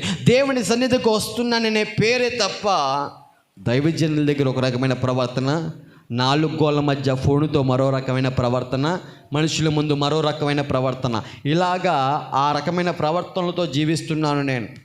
దేవుని సన్నిధికి వచ్చి ఏ నామము ఉచ్చరిస్తాం ఇక్కడ ఎక్కువ? అమ్మా, యేసయ్య అనే ఘనమైన నామాన్ని ఉచ్చరిస్తాం, యేసయ్య నామాన్ని ఆరాధిస్తాం. ఆ ఆరాధించే పెదాలు నా ఎలా ఉండేవంటే యేసయ్య అని ఇదే నోటితో అంటూ అదే నోటిని పచ్చిబూతులుగా వాడుతున్నాను. ఇదే నోటితో దేవుని సన్నిధిలో యేసయ్య అంటున్నాను, ఇదే నోటిని లోక వ్యసనాలకి, సిగరెట్లకి వాచి ఖర్చు పెడుతున్నాను. ఇదే నోటిని యేసయ్య అంటున్నాను దేవుని సన్నిధిలో, మళ్ళీ బయటికి వెళ్ళి వాళ్ళకి వీళ్ళకి తగాల పెట్టేవాడిగా జీవిస్తున్నానండి. ఇదే చేత్తో చప్పట్లు కొడుతున్నాను దేవుని సన్నిధిలో, మళ్ళీ బయటికి వెళ్ళి అదే చేత్తో వేరే వారిని కొట్టేవాడిగా మారుతూ ఉన్నాను. మీరు చెప్పండి అమ్మా, ఇక్కడ ఒక రకమైన ప్రవర్తన నుండి బయటికి వెళ్ళి మరో రకమైన ప్రవర్తన అయితే చుట్టూరు గమనిస్తున్న వారు ఏమంటారు? నన్ను బాగా భక్తి చేస్తున్నాడంటారా? వీడు వైట్ బట్టలు వేసుకొని దేవుని సన్నిధికి వస్తాడు కానండి, వాడి బతుకంతా చీకటే, వాడి బతుకు మాకు తెలియదా? అక్కడ నటిస్తున్నాడు, వాడు నిజంగానే నటిస్తున్నాను దేవుని సన్నిధిలో అన్నాను నేను. వేషధారణ బతుకు. ఒక అడుగేమో దేవుని సన్నిధి అంటున్నాను, మరొక అడుగేమో లోకంతో, లోక స్నేహితులతో సహవాసం చేస్తాను.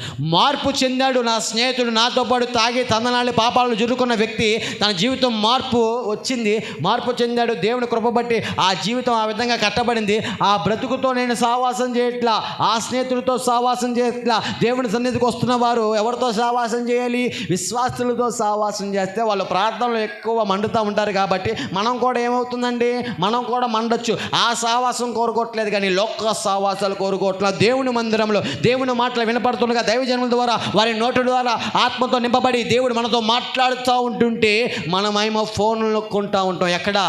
దేవుని సన్నిధిలో. నా అనుభవం అదే, గతము. దేవుని సన్నిధిలో ఫోన్లు నొక్కుంటున్నాను. ఈ ఫేస్బుక్లో వాటిలో చెల్లి తమ్ముడు ముక్కు ముఖం తెలియని వాళ్ళు పరిచయం అవుతూ ఉంటారు. ముక్కు ముఖం తెలియదు వాళ్ళకి, పరిచయం అవుతుంటారు. అమ్మన్న గబ్బుకున ఎవరితో పడితే వాళ్ళతో చాటింగ్ చేయమాకండి. గబ్బుకున ఇన్స్టాగ్రాము, ఫేస్బుక్లో, షాప్టాప్ ఏవైతే ఉన్నాయో ఆ సోషల్ మీడియా వాడేవారులారా, తమ్ముళ్ళారా, మరి ముఖ్యంగా రాత్రి ఒక పాస్టర్ గారు అంటున్నారు, ఏమని తెలుసా తమ్ముడు, ఈ ఫేస్బుక్, ఇన్స్టాగ్రామ్ వాడి మా ఊర్లో కుర్రోడు పెళ్ళైపోయిన అవుతో సహవాసం చేస్తున్నాడు తమ్ముడు. హైదరాబాదులో వెళ్ళిపోయాడు, సంవత్సరం అయిపోయింది తమ్ముడు. సరే తప్పు తెలుసుకుని వచ్చాడు, కానీ ఆమె బ్లాక్మెయిల్ చేస్తుంది తమ్ముడు. ఏమైతే వీరు ప్రైవేట్గా తీసుకున్న ఫోటోలు ఉన్నాయో ఆమె పెట్టి, ఆమెమో 2 పిల్లల తల్లి అంట. ఏం చేస్తుంది? ముక్కు ముఖం తెలియని ఆమె ఏం చేస్తుంది? విన్ని బ్లాక్మెయిల్. డబ్బు ఇవ్వకపోతే నెట్లో పెట్టేస్తానే బ్లాక్మెయిల్.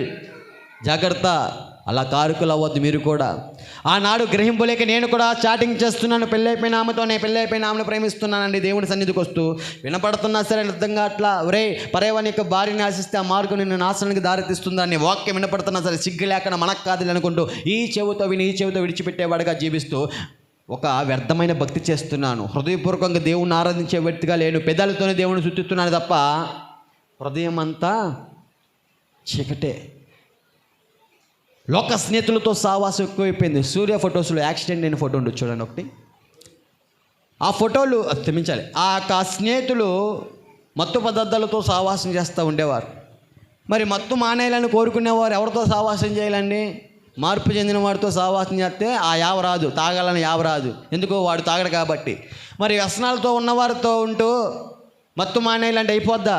ఆడేమంటాడు, ఒరే మామ రేపు మానేచ్చలే కానీ ఇగో తాగే ఏం కాదు అని వాడు ప్రేరేపిస్తూ ఉంటాడు. ఎందుకంటే వాడికి తెలిసింది అదే కాబట్టి. ఆ రోజు కారులో ఆ రోజు ఒక ఆదివారం పూట దేవుడి మాటలు వినపడుతుంటే దేవుని సన్నిధిలో ఏమీ పట్టించుకోకుండా లేచి బయటికి పోయి ఆ రోజు కారులో ఏజెన్సీ ప్రాంతానికి వెళ్ళాం మత్తు పదార్థాల కోసం, గంజాయిల కోసం. కానీ కారు బోల్తా పడిపోయి ఆ విధంగా డ్యామేజ్ అయిపోయి ఎలా ఉందండి? తుక్కుగా ఉందా, మంచిగా ఉందా? డ్యామేజ్ అయిపోయింది.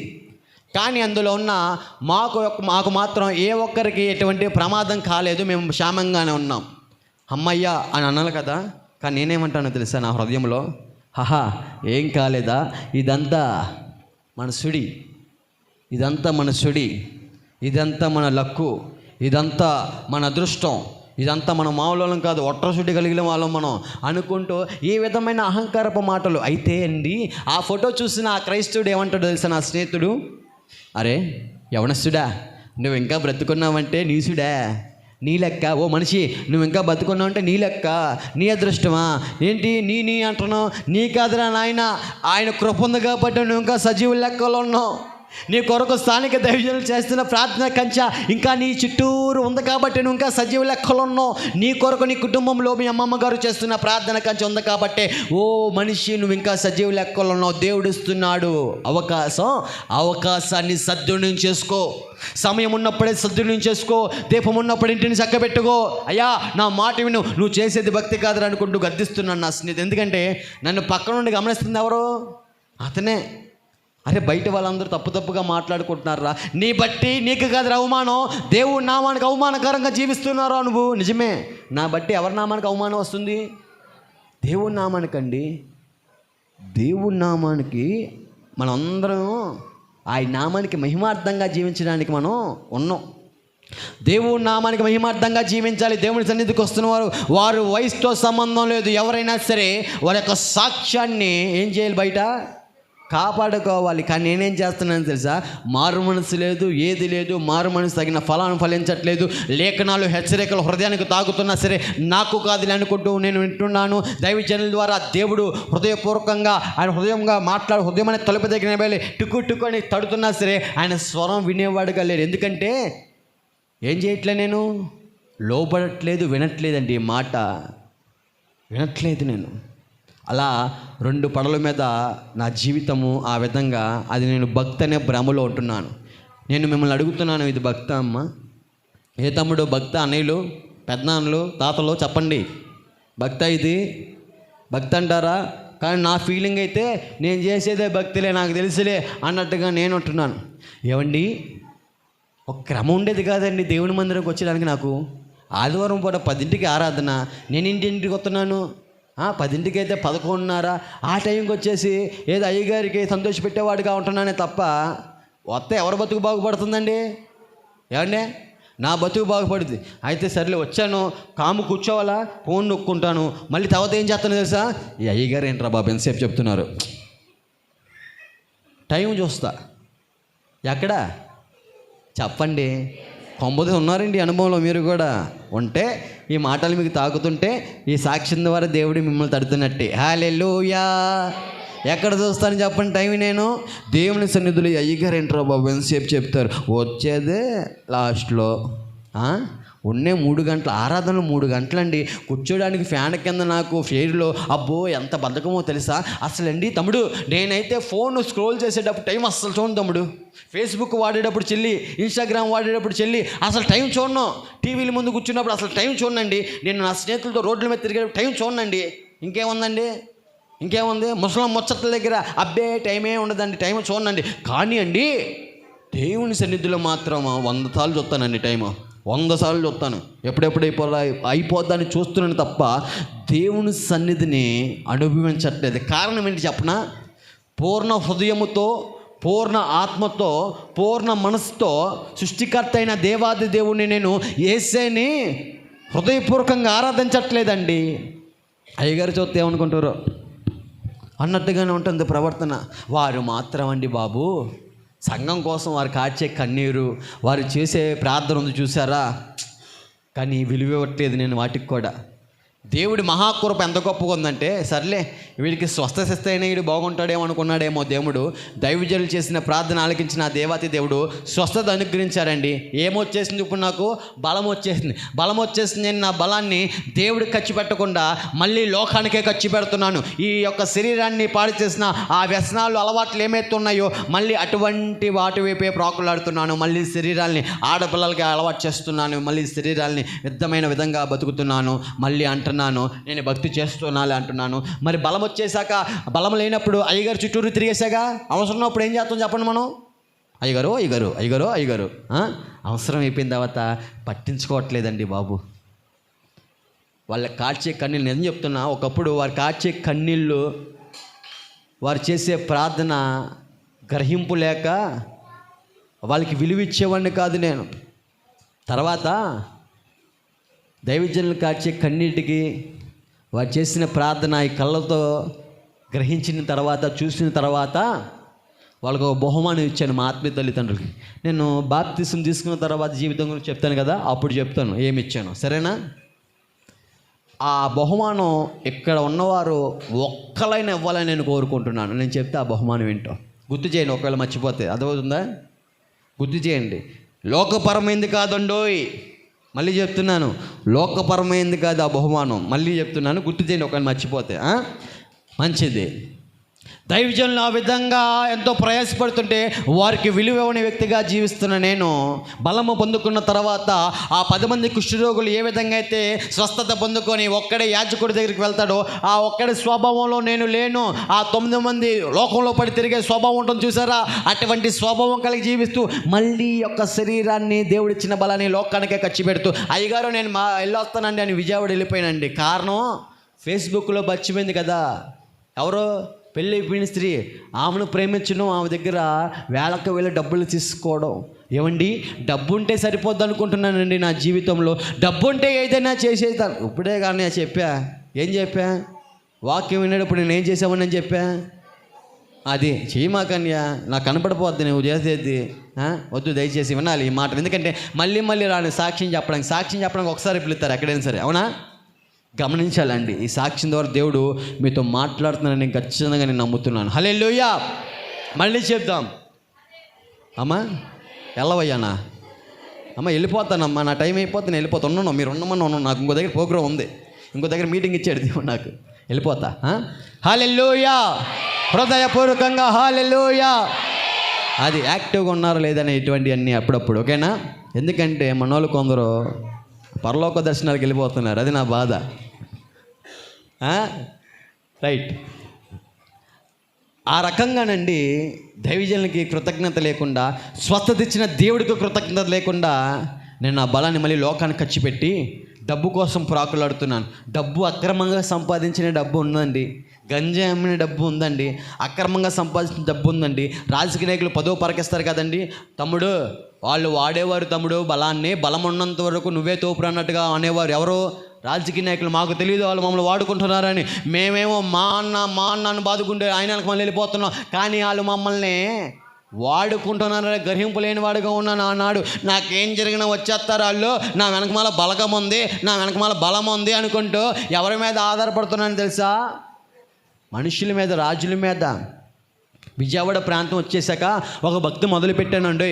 పరిశుద్ధమైన గ్రంథం ఇచ్చారు, పట్టుకున్నాను, మూలలో పడేశాను. దైవజనులు ప్రార్థన చేసి ఇచ్చారు. ఎంతగానో ఉపవాసం ఉండి మనకి తైలాలు ఇస్తారు కదండి, ప్రార్థన తైలము, అవి కూడా మూల పడేసి ఒక భక్తి చేద్దాంలే మనం కూడా. ఏంటో తెలుసా, నేను స్నానం చేసి వచ్చి ప్రార్థన చేసుకుంటాను 2 నిమిషాలు, ఈ భక్తి సరిపోద్ది కానీ నేను ఎటువంటి మందిరానికి వెళ్ళాలని నాకు నేను ఒక తీర్మానం చేసుకున్నాను. అది వాస్తవానికి భక్తి అనే ఒక ఆలోచనలో ఉన్నాను నేను. అయితే ఏం జరుగుతుందో తెలుసా, స్నానం అయితే అయిపోతుంది, ఒక మూల వైపు తిరుగుతున్నాను, అక్కడ 2 నిమిషాలు ప్రార్థన చేసుకున్నాను. మళ్ళీ ప్రార్థన అంటే వ్యక్తిగతంగా ప్రార్థన, దేవునితో ఏకాంతంగా, ఇవి కాదండోయ్. 2 నిమిషాల ప్రార్థన, ఆచరణమైన ప్రార్థన చేయాలి కాబట్టి చేయాలి. యేసు ప్రభువా నాకు అన్నీ జరిగిపోవాలి ప్రభువా, ఇదే ప్రార్థన. యేసు ప్రభువా నేను పాపాలు చేస్తాను, నన్ను కాపాడేసి. ఏ పాపాలు? నేను గంజి అమ్ముకోవడానికి వెళ్తాను ప్రభువా, ఏ పోలీసులు పట్టుకోకుండా చూడు ప్రభువా. ఇదండి ప్రార్థన. అది ఒక నిజమైన మొర నా నోట్లోంచి వచ్చేది కాదు తెలుసా. అప్పుడు నాలో ఏలుబడి చేస్తున్న పాప రోగాన్ని నేను ఒప్పుకునేవాడిని కాదు తెలుసా. ఇంకా హెచ్చులు పెరుగుతూనే ఉన్నాయి. డబ్బు ఉంటే సరిపోద్దు అనుకుంటున్నాను, కానీ అక్రమంగా సంపాదించిన డబ్బు బాగానే ఉంది, కానీ వాస్తవానికి ఆరోగ్యం లేదు నా జీవితంలో, నా శరీరంలో. డబ్బు అయితే ఉంది కానీ రాత్రి అయితే నిద్ర పట్టని బ్రతుకున్నది. నిద్రను కొనలేకపోతున్నా నా డబ్బుతో. డబ్బు అయితే ఉంది కానీ ప్రశాంతత లేదు నా హృదయంలో. ఎప్పుడొచ్చి ఏ పోలీసులు ఎత్తుకెళ్ళిపోతారో తెలియదు, చేసే అక్రమైన పనులు కాబట్టి. డబ్బు ఉన్నది కాబట్టి సరైన తిండి భుజించలేకపోతున్నాను, ఎందుకంటే అరుగుదల అవ్వట్లేదు కాబట్టి. డబ్బు ఉన్నది కానీ నైట్ అయితే ఏం పట్టట్లేదు అని చెప్పాను, నిద్ర, మంచి నిద్ర లేదు. మనిషికి గొప్ప ఆశీర్వాదం ఏంటో తెలుసా, నిద్ర. ఎక్కడ కాదు, ఇంటి దగ్గర. అది అయితేనండి నేనేం చేస్తున్నాను తెలుసా, డబ్బు ఉంటే ఏదైనా చేయొచ్చు అనే గర్వం ఇలా ఎలుబడి చేస్తుంది నాలో, గర్వం. కానీ డబ్బున్నా సరే నేను కోరుకున్నది నాకు దొరికిందా? ఏ కోణంలో అయినా దొరకలేదండి. డబ్బున్నంత వరకు ఎవరుండరు తమ్ముడా? ఎవరుండారు మన పక్కన చెప్పు? ఫ్రెండ్స్ ఫరెవర్ మామ, నువ్వు నా బెడ్డి పెండురా, గ్లాస్మేట్ అన్ని మెట్లు నువ్వే అంటాడు. కానీ ఆ బెల్లం అయిపోయిన తర్వాత చీమలు ఉండమన్నా ఉండవు. ఏమండి, ఫ్రెండ్షిప్ ఇది తమ్ముడు. స్నేహము నేను చెడ్డదని చెప్పట్లేదు, కానీ స్నేహంలో స్వార్థం ఎక్కువ ఉంటుందని చెప్తున్నాను. ఫ్యాక్ట్ ఇది. నా ప్రాణ స్నేహితులు దానికి ఉదాహరణ. బోల్డ్ మంది ఉన్నారు, లెక్కలేని మంది. అయితే డబ్బు అయిపోయిన తర్వాత మరి డబ్బు కోసం మళ్ళీ పాకులాడాలి కదండి. అసలుకే లాక్డౌన్ పడిపోయిందండి, కర్ఫ్యూ. ఏంటండి కర్ఫ్యూ? అందరూ ప్రాణభయంతో ఇంటికి పరిమితం అయిపోతుంటే నేనేమో డబ్బు కోసం పాకులాడుతున్నాను. నేను ఒరే కోట్లకి అధిపతులు రా, ఎవరో వాళ్ళే కరోనాకి బలైపోయిన వాళ్ళు, కోట్ల అధిపతి. ఏ రూపాయి వాళ్ళని ఏం చేయలేకపోయింది, కాపాడలేకపోయిందిరా అనే థాట్స్ నాకు రాట్లా, నా కళ్ళ ముందే జరుగుతున్నాయి అవన్నీ. నేను మాత్రం డబ్బు కోసం ప్రాకులాట. ఏం పట్టుకుని తెలుసా? పరిశుద్ధమైన గ్రంథం చేత పట్టుకొని, యవ్వన ప్రాయంలో సంఖలో పెట్టుకొని, బైబిల్ పట్టుకొని, చక్కగా ప్రేరాయిలు పట్టుకొని ఏజెన్సీ ప్రాంతానికి సువార్తకి వెళ్ళవలసిన నా జీవితం గంజే కొనుక్కోవడానికి బయలుదేరాను. మళ్ళీ పైగా ఏమన్నాను తెలుసా? బాబు యేసుప్రభువా, గంజా కొనుక్కోవడానికి వెళ్తున్నాను, కానీ ఏ పోలీసులు పట్టుకోకుండా చూడు. నేను చేసిన అతిక్రమములు అంతా సక్రమంగా అయిపోతే, నా అక్రమైన పనులు అంతా సక్రమంగా అయిపోతే, నాకు ఎంతో కొంత డబ్బు వచ్చింది కాబట్టి అక్రమైన డబ్బు నీకు ఎంతో కొంత కానుక చేసి నా భక్తిని నిలబెట్టుకుంటానయ్యా అంటున్నాను. ఏం కానుక ఎత్తున్నానండి నేను? అక్రమైన పనులు చేసిన కానుక. దేవుడు కోరుకునే నిజమైన కానుక ఏంటో తెలుసా? మన దగ్గర హృదయార్పణ. మన హృదయార్పణ. ఈ హృదయంలో వ్యర్థమైన నన్ను నాశనం చేసేవన్నిటికీ ఇస్తున్నాను, కానీ దేవుని యొక్క వాక్కు సోటు ఇవ్వని వ్యక్తిని నేను. ఆ రకంగా జీవిస్తున్నాను నేను, ఆ విధంగా జీవిస్తున్నాను. కరోనా కర్ఫ్యూ సెకండ్ లాక్డౌన్కి వచ్చాను 2021 మే 10వ తారీఖు. డబ్బు కావాలి. 262 కేజీలండి గంజాయి. వేరే రాష్ట్రానికి తరలించింది తమ్ముడు. పెద్ద మూట వచ్చేసి దాన్ని ఎదురు చూస్తున్నాను. దురాశ ఎక్కువైపోయింది. ధనాపేక్ష సమస్త కీడులకి ముఖ్యమా మూలం. ఆ కీడు వైపు వెళ్ళాలి అని తెలిసే నేను. ఏమండి నమ్మండి, డబ్బు సంచి పడిపోద్దని నేను ఒక ఆశతో దురాశతో ఉన్న నాకు సికింద్రాబాద్ గాంధీ బస్ స్టాండ్లో అడుక్కునే వారి పక్కన పడుకునే స్థితికి వెళ్ళిపోయిందండి నా జీవితం. ఛార్జీలు డబ్బులు లేక. అప్పుడు కరోనాకి రాకపోకలు బంద్ అయిపోయినాయిగా కదండి. ఇంట్లోంచి బయటకు రావాలని మామూలుగా కాదు. ఒక అడుక్కునేవాడిగానే నేను విజయవాడ ప్రాంతానికి వచ్చి నా స్నేహితులతో అంటున్నాను అనమాట. అడుక్కునేటప్పుడు ఏం చేశాను తెలుసా? ప్రేరాలు నేను ఎత్తికి రాసుకొని ఎంతసేపు పైన గెట్టపే మార్చేస్తున్నా బుద్ధిమంతుల్లా, కానీ అంతరంగం అంతా ఎలా ఉంది? కుళ్ళు కుతంత్రాలతో నన్ను ఎవడు చూస్తున్నాళ్ళే అనుకుంటూ విర్రవిగుతూ జీవిస్తున్న జీవితం.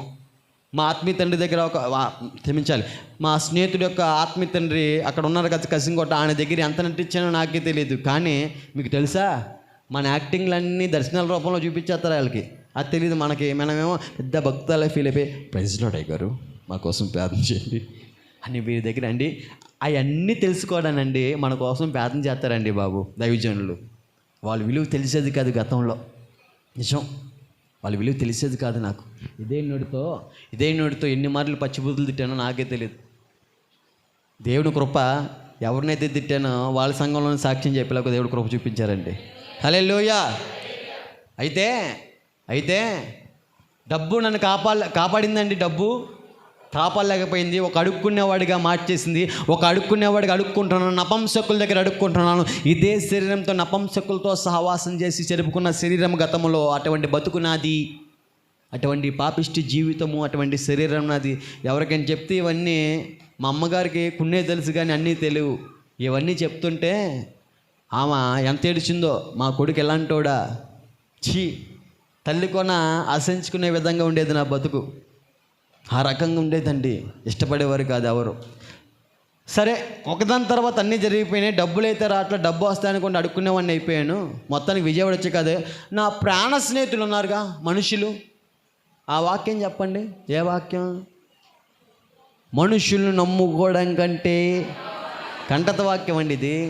రాజులు ఎవరో రాజకీయ నాయకులను నమ్ముకోవడం కంటే ఆశ్రయించడం మంచిది, మేలు. కానీ నా అడుగులు దేవుని వైపు వెళ్ళట్లేదు, కానీ మనుషుల వైపు ప్రాకులు అడుగుతున్నాయి. మనిషి సాయం చేస్తాడేమో అని వారి వైపు చూడడం మొదలవుతున్నాయి. అదేంటయ్యా, బలం ఉన్నప్పుడు బలంగా వాడుకున్నారుగా రాజకీయ నాయకులారా, బలహీనలు అయిపోయిన తర్వాత నేను అక్కర్లేదా? నిజమే, నువ్వు అక్కర్లేదు తమ్ముడు. బలం ఉన్నంత వరకు నేను గట్టిగా వాడతారు, వాళ్ళు బలహీన అయిపోయిన తర్వాత నువ్వు ఎవడో కూడా తెలియదు అడిగి. అది ఫ్యాక్ట్. స్నేహితులు ఒక్కడ కనవాలేదండి, అందరూ వీపు చూపించేవారుగా ఉన్నారు. అరే, నేను చిన్నప్పటి నుంచి మిమ్మల్ని ఎంత ప్రేమించాను, నాలో ఆలోచనలు. నేను చిన్నప్పటి నుంచి మిమ్మల్ని ఎంత ప్రేమించాను, నా తల్లిదండ్రులు ఎంత చెప్పినా సరే మీతోనే సావాసం చేశాను. మా తల్లిదండ్రులు ఇంట్లో ఉంటుంటే వాళ్ళని విడిచిపెట్టి ఓయో రూముల్లో మీ ఇంట్లలో మీతోనే ఎక్కువ రోజులు గడిపాను. నా తల్లి తినిందా, నా తండ్రి ఆరోగ్యం ఎలా ఉంది అని ఏనాడు పట్టించుకోలేదు. మీరే నా సర్వస్వం అనుకుంటూ బతికాను కదరా. ఏంటి వీపు చూపిస్తున్నారు ఏంటి అనుకుంటూ ఒక కలవరం మొదలైంది. ఎందుకంటే నేను అమ్మాయిల్ని ప్రేమించాను ఏమో తర్వాత ఇష్టం, కానీ స్నేహితుల దగ్గర మాత్రం నేను ఒక నిజమైన ప్రేమ చూపించేవాడిని అండి. ఎందుకంటే మరి అదేంటో, మరి స్నేహితులు అంటే అంత పిచ్చి నాకు. వేళల్లో ఉండేవారు, చెప్పాక ఎక్కడ ఉంటారు మా వాళ్ళు ఎక్కువ, సెంట్రల్ జైల్లోనే. కానీ స్నేహితులు కూడా వీపు చూపించారు. సరే, రాజకీయ నాయకులు అయిపోయారు, స్నేహితులు అయిపోయారు. ప్రేమించిన అమ్మాయి ఉందిగా, అక్కడికి వెళ్దాం అనుకుంటూ అక్కడికి పాకులాడితే ఆమంటుంది, నువ్వు నాకు అక్కర్లే పో అంటుంది. ఏ అమ్మ, మొన్నే ఫోన్ చేసి నువ్వు లేకపోతే చచ్చిపోతాను, ఇప్పుడేంటి ఏమంది తెలి తమ్ముడు ఏమందమ్మా, నువ్వు లేకపోతే నేను చచ్చిపోతా అందే. ఇప్పుడేంటి క్షణాల్లో మారిపోయింది. నిజం, క్షణాల్లో మారిపోతారు.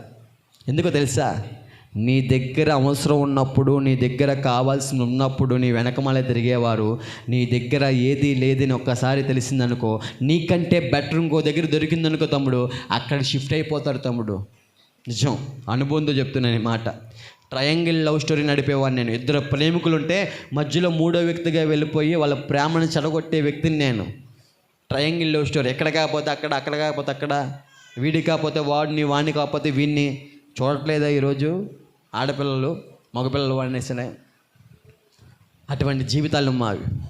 ఆఖరికి నా బతుకు ఏమైందో తెలుసా, శాంతి సమాధానాలు ఇచ్చేవి మత్తు పదార్థాలే. దెబ్బ మీద దెబ్బ తగులుతుంది కదా, మళ్ళీ మత్తు పదార్థాల దగ్గరికి వెళ్దామని వాడి దగ్గరికి వెళ్తే డోస్ ఎక్కువైపోయి నా శరీరం తట్టుకోలేక ఒక పిచ్చి పట్టిన వాడి వల్ల ఇలా చూడడం మొదలు పెడుతున్నాను. నేను పెద్ద పెద్ద కళ్ళు పెట్టి ఇలా చూస్తున్నానండి. ఆ రోజు చీకట్లో కూర్చొని ఆలోచిస్తున్నాను. అందరూ తుణీకరించారు ఈ జీవితాన్ని. మా అమ్మ, మా నాన్న, తమ్ముడు, స్నేహితులు రాలా. అన్న చేతులు ఎత్తారే, చెల్లి ఎవరు రాలా. రాజకీయ నాయకులు ఉన్నారే, అబ్బే కనపడల్లా. కానీ అమ్మ నాన్న మాత్రము వారే వచ్చారు తమ్ముడు. గుర్తుపెట్టుకో, వారు మాత్రమే వస్తారు. దేవుడు తర్వాత ఈ భూమి మీద నిన్ను నన్ను బలంగా ప్రేమించేది అమ్మ నాన్న మాత్రమే. గుర్తుపెట్టుకో, వారి తర్వాత ఆత్మీయంగా అయితే మన ఆత్మీయ తల్లిదండ్రులే మన బాగు కోరుకునేది. ఏమండి, ఆ రోజు తల్లి యొక్క కన్నీరును కంటి ముందు కనబడుతున్న అర్థం కావట్లా. అరే, ఇంకా మా దగ్గర ఏమీ లేదురా, మెడలో ఉన్న మంగళసూత్రమే, ఇది నీకు ఇచ్చేయడానికి కూడా నేను సిద్ధమే నాన్న, ఇల్లు హాస్పిటల్కి వెళ్ళి బాగు చేసుకుంటుంది. తండ్రి బతుకున్నాడు, భర్త బతుకుండగానే ఏం చేస్తుంది తెలుసా, మా అమ్మ ఇచ్చేయడానికి సిద్ధమైపోతుంది, అంత ప్రేమ చూపిస్తుంది. కానీ వాళ్ళ ప్రేమ గ్రహించలేని మూర్ఖపోయిన స్వభావం. అప్పుడు కూడా నా స్నేహితులు ఏంటి, నేను ప్రేమించిన వాళ్ళు ఏంటి, అమ్మాయిలు ఏంటి, నా వాళ్ళు ఏంటి అని వాళ్ళ గురించి ఆలోచిస్తున్నాను. కానీ కన్న తండ్రి యొక్క కన్నీటిని ఆలకించలేని వ్యక్తిని నేను. కానీ ఆఖరికి ఎవరున్నారు తమ్ముడు, చెల్లి ఎవరున్నారమ్మా, వాళ్ళే ఉన్నారు. తల్లిదండ్రులను సన్మానిద్దాం. సన్మానిస్తే దీర్ఘ ఆయుష్మంతుడు అవుతావు.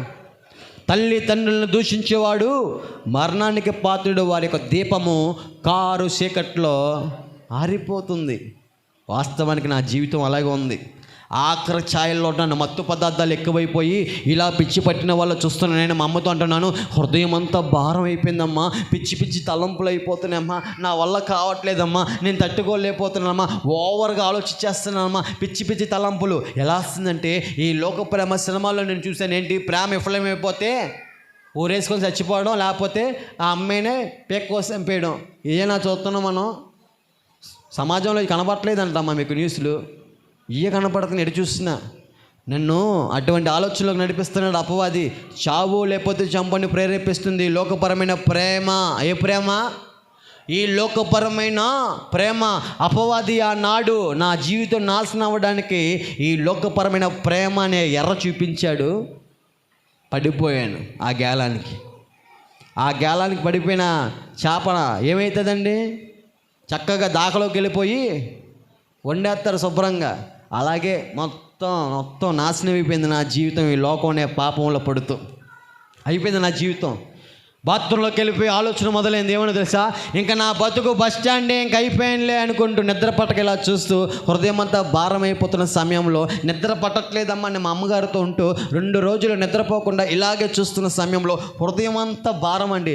మీకు చెప్పడానికి, మీకు అర్థమయ్యేటట్టు చెప్పాలంటే, ఇప్పుడు జైలు గురించి మాట్లాడుకున్నాం కాబట్టి, ఒక వ్యక్తికి రేపు పొద్దున్న 5ంటికి ఉరిశిక్ష అంటే ఈరోజు నిద్రపోతాడా ఆ వ్యక్తి? నైటు ఏమండి నిద్ర వచ్చిద్దండి? కమ్మగా నిద్రపోతాడా? అమ్మయ్య రేపు పొద్దున్న నేను చచ్చిపోతున్నానే అంటాడా? ఎలా ఉంటాడండి? హృదయం అంతా భారం, కలవరం, టెన్షన్, నేను మరణిస్తున్నానా అనే భయము ఆయనలో ఏలుబడి అవుతూ ఉంటుంది కదండి. యాస్టిస్గా నా ప్రవర్తన ఆ రోజు అలాగే ఉంది. ఆఖరి క్షణాలు అనుకుంటున్నాను నేను. అటువంటి పరిస్థితుల్లో ఉన్నప్పుడు ఈ వ్యక్తి దగ్గరికి ఏ ఒక్కరు కన్న తల్లిదండ్రులు అయితే వారి మాటలు సాధుపరచలేకపోతున్నాయి, ఏడుస్తున్నారు, వారు బాధపడుతున్నారు. అయ్యో నీ జీవితం ఇలాగే నాశనం చేసుకున్నావు, నీ చేతులారా నువ్వు పాడు చేసుకున్నావు, అయ్యో ఏం చేయాలరా, చేతికి అందుకు వచ్చిన కొడక ఏంటి ఎలా అయిపోతున్నానే బాధతో వాళ్ళు ఏడుస్తున్నారు. వాళ్ళు కూడా సాధుపరచలేని పరిస్థితుల్లో ఉంటుండగా ఆ మరణశాలలో ఆఖరంచులు ఉన్న సమయంలో ఒక క్రైస్తవురాలు నా జీవితంలోనికి దేవుడు అనుమతించారు. ఏమండి తప్పైపోయింది అనుమతిస్తే మరి దేవుని చప్పట్లు కొట్టట్లేదు.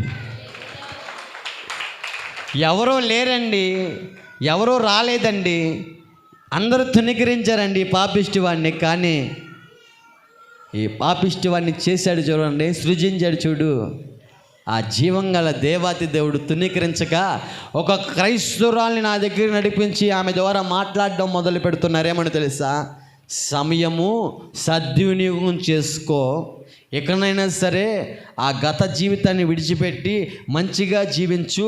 దేవుడు అవకాశం ఇస్తున్నాడు నీకు, ఈ అవకాశాన్ని సద్వినియోగం చేసుకొని వారు ఎంతోమంది యవనస్తుల కాలగర్భంలో స్తంభాల మీదే కనబడుతున్నారు. ఎక్కడ కనపట్ల బ్యానర్లో ఇదిగో గర్జించే సింహం వల్లే అపవాది దొరికినట్టు మింగుకుంటూ వెళ్ళిపోతున్నాడు. నువ్వు ఆ గుంపుకి సంబంధించిన వాడివి కాదు. దయచేసి హృదయపూర్వకంగా దేవుని తట్టు తిరుగుతాయి. ఇప్పటికీ చాలా అతిక్రమములు చేసావు దేవుని అంటూ, దేవుని సన్నిధికి వస్తూ మళ్ళీ లోకానుసారంగా ఇష్టానుసారంగా జీవిస్తూ ఉన్నావు. దేవునితో స్నేహం అంటున్నావు, మళ్ళీ ఏమంటున్నావు? లోకంతో స్నేహం అంటున్నావు. చాలా జాగ్రత్త నాన్న, ఇప్పటికీ సమయం మించిపోయింది. కానీ నా మాట విని దేవుని తట్టు తిరుగు. నీ పరిస్థితి, నీ యొక్క పరిస్థితి ప్రతీది, నీ స్థితిగతులు ఆయన మార్చగలడు. ఆయన నమ్మదగిన సహాయకుడై ఉన్నాడు. దయచేసి ప్రార్థన చేసుకో అంటుంటే నేను బాత్రూంలోకి వెళ్ళిపోయి నా కోపలు నేను కొట్టుకుంటూ, గోళ్ళు గుద్దుకుంటూ, కోపం ఎవరి మీద చూపించాలో అర్థం కానీ టెంపర్లో ఓవర్గా నేను బ్రీతింగ్ ఎక్కువైపోయి ఓవర్గా థింకింగ్ అయిపోతున్న సమయంలో ఆ క్రైస్తవురాలు అయిన మా అక్కగారు అయిన మా అమ్మ కడుపులో మొదటగా పుట్టిన దుర్గాదేవి గారు యేసుప్రభు వారిని నమ్మి బాప్తిసం పొందుకున్న వ్యక్తి చెప్తున్న మాటలు, ఆ మాటకు లోబడి గోడ తట్టు తిరిగి ఆ రోజు ప్రార్థన చేసుకోవడం మొదలవుతుంది నా జీవితంలో.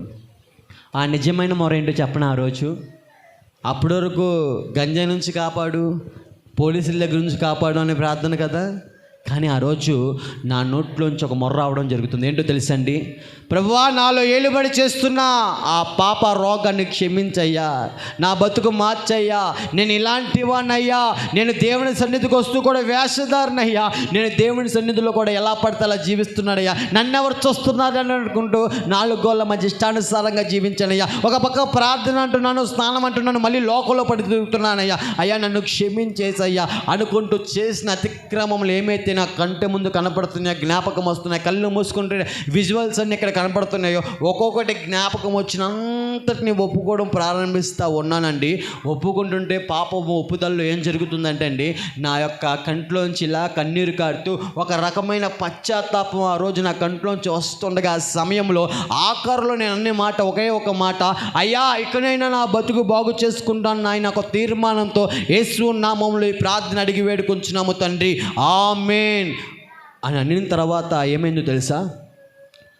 ఒక ఖైదీకి పొద్దున్న 5ంటికి ఉరిశిక్ష అయితే నైట్ ఎలా ఉంటుందని చెప్పాను, చాలా గలిబిలిగా ఉన్నాడని చెప్పాను కదా.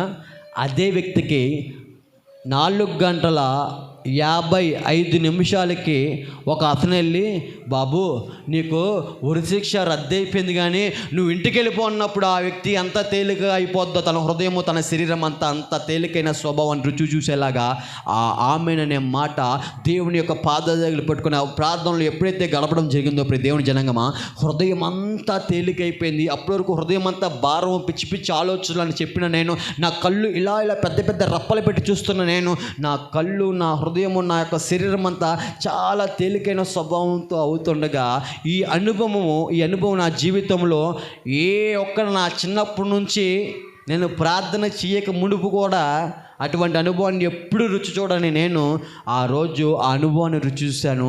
నా శరీరం అంతా, నా యొక్క హృదయం అంతా తేలికైపోవడం మొదలవుతున్న తర్వాత ఒక బరువు నాలోంచి పోయినట్టు అనిపిస్తూ ఒక కొత్తని స్వభావం. నేను అంటాను, గంజాయి దగ్గర దొరకలా, మందు పదార్థాల్లో దొరకలా, డ్రగ్స్లో దొరకలా, డబ్బులో దొరకలా, డాంబికమైన జీవితంలో కూడా దొరకలా, చుట్టూరు స్నేహితులు అనేక మంది సలాం కొట్టించుకున్నా కానీ అక్కడ కూడా దొరకలా, రాజకీయ నాయక దండలు అండదండలు ఉన్నాయి కానీ అప్పుడు కూడా దొరకలా, ఇతరులను ఇబ్బంది పెట్టేటప్పుడు దొరకలా, పైశాచికమైన ఆనందం కోరుకునేటప్పుడు దొరకలేదు. కానీ ఆ రోజు అతిక్రమంలో ఎప్పుడైతే 4 ఏళ్ళు బడి చేస్తున్న పాప రోగం ఒప్పుకోవడం జరుగుతుందో, ఎవరైతే ఆ పాప రోగాన్ని ఒప్పుకుంటారో దేవాతి దేవుడు ఒక మాట చెప్పారు కదా, ఏమన్నా తెలుసా? అతిక్రమములు దాచిపెట్టగా వాటిని ఒప్పుకొని విడిచిపెట్టువాడు దేవుని యొక్క కనికరము పొందుతాడు. ఆ రోజు నేను రుచి చూశాను దేవుని కనికరాన్ని. కానీ నన్ను ఒక బలమైన ఆలోచన దేవుని యొక్క సన్నిధికి పరిగెట్టేలా చేసింది. ఏంటో తెలుసా?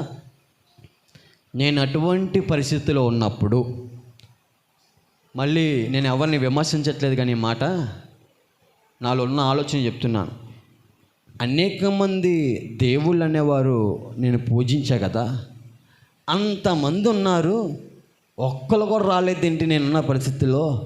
నేను హేళన చేసుకున్న యేసు ప్రభు వారు, నేను హేళన చేసిన ఎక్కిరించిన హల్లెలూయా బ్యాచ్ అన్న యేసు ప్రభు వారు మాత్రమే ఎందుకు వచ్చారు? ఎవరు యేసు ప్రభు వారి యొక్క ఆలోచన దేవుని యొక్క సన్నిధికి నడిపించడం మొదలవుతుంది. ఆఖరిలో కూర్చొని ఆలోచన ఉంటున్న నేను ఒక స్వరం వినపడుతుంది ఆ రోజు మందిరంలో. ఏంటో తెలుసా? నేను మందిరం పేరు కల్వరి ఇమ్మాన్యుయల్ మినిస్ట్రీస్. మా ఆత్మీయ తల్లిదండ్రి పేరు మా డానియల్ ఆనంద్ గారు, కమల కుమారి గారు. ఆ రోజు యవనస్తులు జరుగుతుంటే అలా మూల కూర్చొని నేను ఆలోచిస్తున్నాను. ఆ రోజు స్వరం వినపడుతుంది. ఏంటంటే, దేవుడు నీ జీవితంలో అద్భుతమైన కార్యము చేశారు కదా, సాక్ష్యం చెప్పి ఆయన నామాన్ని మహింపరచు అని పిలుస్తున్నారు. అంటే సాక్ష్యానికి టైం పీరియడ్ ఉంది కదండి సంఘాల్లో. నాకు తెలియదు, ఆనాడు పిలుస్తున్నారు. నన్నేమో కాబోలు పిలుస్తుంది అనుకొని మా ఇంట్లో జరిగిన సంఘటన అక్కడ వివరించాను. ప్రార్థన చేయకున్నప్పుడు నా పరిస్థితి చాలా క్లమ్జీగా, తిక్కగా, కన్ఫ్యూషన్గా ఉందండి. ప్రార్థన అయిపోయిన తర్వాత నాలో ఒక బరువు పోయినట్టు అనిపిస్తుంది. ఈ తేలికైన అనుభవాన్ని నేను ఎప్పుడూ కూడా రుచి చూడలేదండి బాబు అంటుంటే, అక్కడ ఆత్మీయ తల్లి గారు మాట్లాడుతున్నారు, బాబు నీ ప్రార్థన దేవుడు ఆలకించాడు. దిక్కు లేని స్థితిలో ఉన్నప్పుడు నువ్వు అనుకున్న వాళ్ళు మనుషుల వైపు చూసావు, అందరూ నన్ను తునీకరించారే కానీ నువ్వు తిట్టినా, నువ్వు హేళన చేసినా ఆ యేసు ప్రభు వారు నిన్ను తునీకరించలేదయ్యా. ఆయన సజీవుడై ఉన్నవాడు, ఆయన అనువాడు, ఆయన వినువాడు, ఆయన ఉన్నవాడు. నీ పరిస్థితి ఆయన మాత్రమే కేవలము చూసి నీకు సహాయం చేశాడు. సహాయము చేసిన దేవుడు నమ్మదగిన దేవుడు. ఆ రోజు మా ఆత్మీయ తండ్రి గారి ద్వారా వాక్యం ద్వారా మాట్లాడుతున్నారు. ఆ తర్వాత నెక్స్ట్ రోజు వెళ్తుంటే ఏమని తెలుసా? అయ్యా, నువ్వు గోడ తట్టి తిరిగి చేసావు కదా ప్రార్థన, నేను ఆలకించి ఉన్నాను. నువ్వు కాచేవే కన్నీళ్ళు, ఆ ప్రార్థనలో ఆ కన్నీళ్ళు నేను చూచి ఉన్నాను. నేను నిన్ను బాగు చేసేదను అని జీవంగల మాటలో హిజ్కియా రాజుతో మాట్లాడుతున్న యెషయా ప్రవక్త గారు ఆ దేవుని మాటలు నా హృదయానికి తాకడం మొదలవుతున్నాయి. ఆ రోజు మా ఇంట్లో గోడ తట్టు తిరగడం విషయము అయ్యగారికి ఎలా తెలిసింది? ఆ రోజు నేను ప్రార్థన అతిక్రమంలో ఒప్పుకుంటున్నప్పుడు నా కంట్లోంచి ఏం కారుతున్నాయండి? కన్నీళ్ళు కారుతున్నాయి. గోడ తట్టు తిరిగి చేసిన ప్రార్థన దేవుడు ఆలకించాడా? నేను కాచిన కన్నీళ్ళు ఆయన నిజంగానే చూచాడా? దేవుడు నాకు ఏమిచ్చాడు వాగ్దానము? నన్ను బాగు చేస్తాడు. నేను పంచుకున్నాను ఈ యొక్క మాటలు మా ఆత్మీయులతో పంచుకుంటామన్నారు. బాబు, దేవుడు నీతో మాట్లాడుతున్నాడు. నువ్వు మనుషులతో ఇప్పటివరకు ఎక్కువ సమయము కాలక్షేపణ చేసావు, కానీ నీ జీవితంలో ఇక నుంచి దేవునితో సహవాసం చేస్తావా? వ్యక్తిగతంగా రహస్యమందు ప్రార్థన చేయడానికి ఇష్టపడతావా? వ్యక్తిగతంగా ఆయన నీవు కానీ నిజముగా మొరపెడితే దేవాతి దేవుడు ఆయన అతి సమీపంగా ఉంటాడు. నాయన నీ వ్యసనాల నుంచి నువ్వు బయటికి రాలేకపోతున్నావు కదా, ఆ మత్తు పదార్థాల నుంచి, ఆ వ్యసనాల నుంచి నువ్వు బయటికి అస్సలు రాలేకపోతున్నావు కదా. ఒకటి నమ్ము, ఆయన ఏదైనా చేయగలడు అని విశ్వసించు. నమ్ముట నీ వల్లైతే నమ్మువానికి సమస్తము సాధ్యమే. అయితే నువ్వు ఒక కార్యం చేయలేంటి తెలుసా? నీ లోక స్నేహితులకి వీపు చూపించి నీ కొరకు నిజముగా మరణించిన నిజ స్నేహితుడైన దేవుడితో ఏకాంతముగా సహవాసం చేయడానికి నువ్వు ఇష్టపడితే, ఆయనకి దగ్గరగా జీవించడానికి నువ్వు ఇష్టపడితే, ఆయనతో సహవాసం చేసిన ఎడల నీకు సమాధానము కలుగుతుంది, అలాగే మేలులు కూడా అని ప్రతిదీ లేఖనాల ద్వారానే మాట్లాడుతున్నారు మా ఆత్మీయ తల్లి గారు. బాప్తిసం ఫోల్డర్లోకి వెళ్ళండి. ఇప్పుడు శానా దయ్యం పట్టిన వ్యక్తి సంచారం చేసేది అక్కడని చెప్పాను, సమాధుల్లోనూ కొండల్లోనూ. అటువంటి స్వభావం కలిగి జీవించిన వాడినగా. గుణదల కొండ మీద ఒక పక్క మేరీమాత గారు ఉంటే ఇంకో పక్క మా గంజాయి స్థావరం ఉంటుంది అన్నమాట, ఇరిగిపోయి. ఎక్కడైతే గంజాయి తాగానో అదే కొండ ప్రాంతం అంతా పక్కన వీడియో పెట్టాను ఉంటుంది. అదే కొండ ప్రాంతం, ఆత్మీయ తల్లిదండ్రులు పక్కన అదే ప్రాంతం అండి. నేను పెయింట్ వర్క్ చేస్తూ ఉండేవాడిని. ఏ మాటలైతే ప్రతిసారి దేవుని సన్నిధిలో ఉంటున్నప్పుడు నా చెవులతో వాక్యం ఉంటుండగా హృదయానికి సూటిగా మాట్లాడుతున్న దేవుడు, నీవు నా సొత్తు అనే మాట నన్ను ఎంతగానో ఆకర్షించుకుంది. ఆ మాట ద్వారా దేవుడు నా హృదయాన్ని తెరవడం మొదలు పెడుతున్నారు. దేవుని సన్నిధిలో ఏకాంతముగా ఎక్కడైతే గంజాయి తాగానో ఏకాంతముగా ప్రతిరోజు ప్రార్థన, ఆ తర్వాత వాక్య ధ్యానం, ఒక వాటర్ బాటిల్. మీరు ఎలాగైతే ఇప్పుడు ఉపవాసం ఉంటున్నారో ఆనాడు కూడా నేను కూడా రాళ్ళ మీద నా శరీరాన్ని నలకొట్టుకుంటూ మోకాళ్ళ మీద పడి ఏడుస్తున్నాను అనమాట. ఎందుకో తెలుసా? అసలు ఎవరు యేసు ప్రభువు వారి యొక్క ఆలోచన వస్తున్నప్పుడు యూట్యూబ్లోకి వెళ్ళండి, ఈ వీడియో మళ్ళీ పెడుదురు కానీ జీజస్ బీటింగ్ సీన్స్లోకి వెళ్ళండి. యేసు ప్రభువు వారు అసలు ఎవరో అనే ఆలోచన దేవుణ్ణి వెతికేలాగా దేవుడు ప్రేరేపించాడు. ఆ సమయంలో యూట్యూబ్లోకి వెళ్ళి యేసు ప్రభువు వారి యొక్క జీవితం చూస్తుంటే యేసు ప్రభువు వారినండి కొడుతున్నారండి. వీడియో ఉంటుంది చూడండి పక్కన. యేసు ప్రభువు వారిని ఏం చేస్తున్నారు తెలుసా? ఆ సన్నివేశం నన్ను ఎంతగానో ఆలోచింపచేసిందండో. ఈరోజు మీరు కూడా ఆలోచించాలి ఆ సన్నివేశం ఏంటో. ఆలోచిస్తారా? ఏమండి, యేసు ప్రభువు వారిని అతి కిరాతకంగా కొట్టే సన్నివేశం నా కళ్ళతో చూస్తున్నప్పుడు అనుకుంటూ నేను నా ఎక్స్ప్రెషన్స్ వస్తూ ఉంటున్నాయి. కానీ దైవజనులు మాట్లాడుతున్నారు ఆ రోజు యేసు ప్రభువు వారి ప్రేమ గురించి. ఈ యొక్క సన్నివేశాలని నా కళ్ళ ముందు మెదులాడుతుంటే ఆ రోజు ప్రేమ వాక్యం వినపడుతుంది. దేవుని యొక్క ప్రేమ గురించి చెప్తున్నారు. ఆ జీవంగల మాటలు నా హృదయాన్ని ఎంతగానో ఆకర్షించి ఏమని తెలుసా? అయ్యా, యేసు ప్రభువు వారు ఏ పాపము చేయని పరిశుద్ధుడైన నీకు నాకు రావాల్సిన సమాధాన శిక్ష యావత్తు ఆయన భుజాల మీద భారం వేసుకున్నారు. గొప్పల కోసం పొంగబోతున్నావు ఇక్కడ నువ్వు. ఆయన స్టేటస్ వదిలిపెట్టి నీ కొరకు నా కొరకు రిక్తుడిగా నేల మట్టానికి తగ్గించుకొని వచ్చాడయ్యా ఈ లోకానికి. పాపులను రక్షించడానికి వచ్చాడు ఆయన, మతాలు మార్చడానికి కాదు. నశించిపోతున్న మనిషి జీవితాన్ని బాగు చేయడానికి వచ్చిన మనిషి కుమారుడు, లోక రక్షకుడు ఆయన. అయ్యా, మనము చేసిన తిక్రలను బట్టి ఆయన శరీరం అంతా దున్నబడతా ఉంది.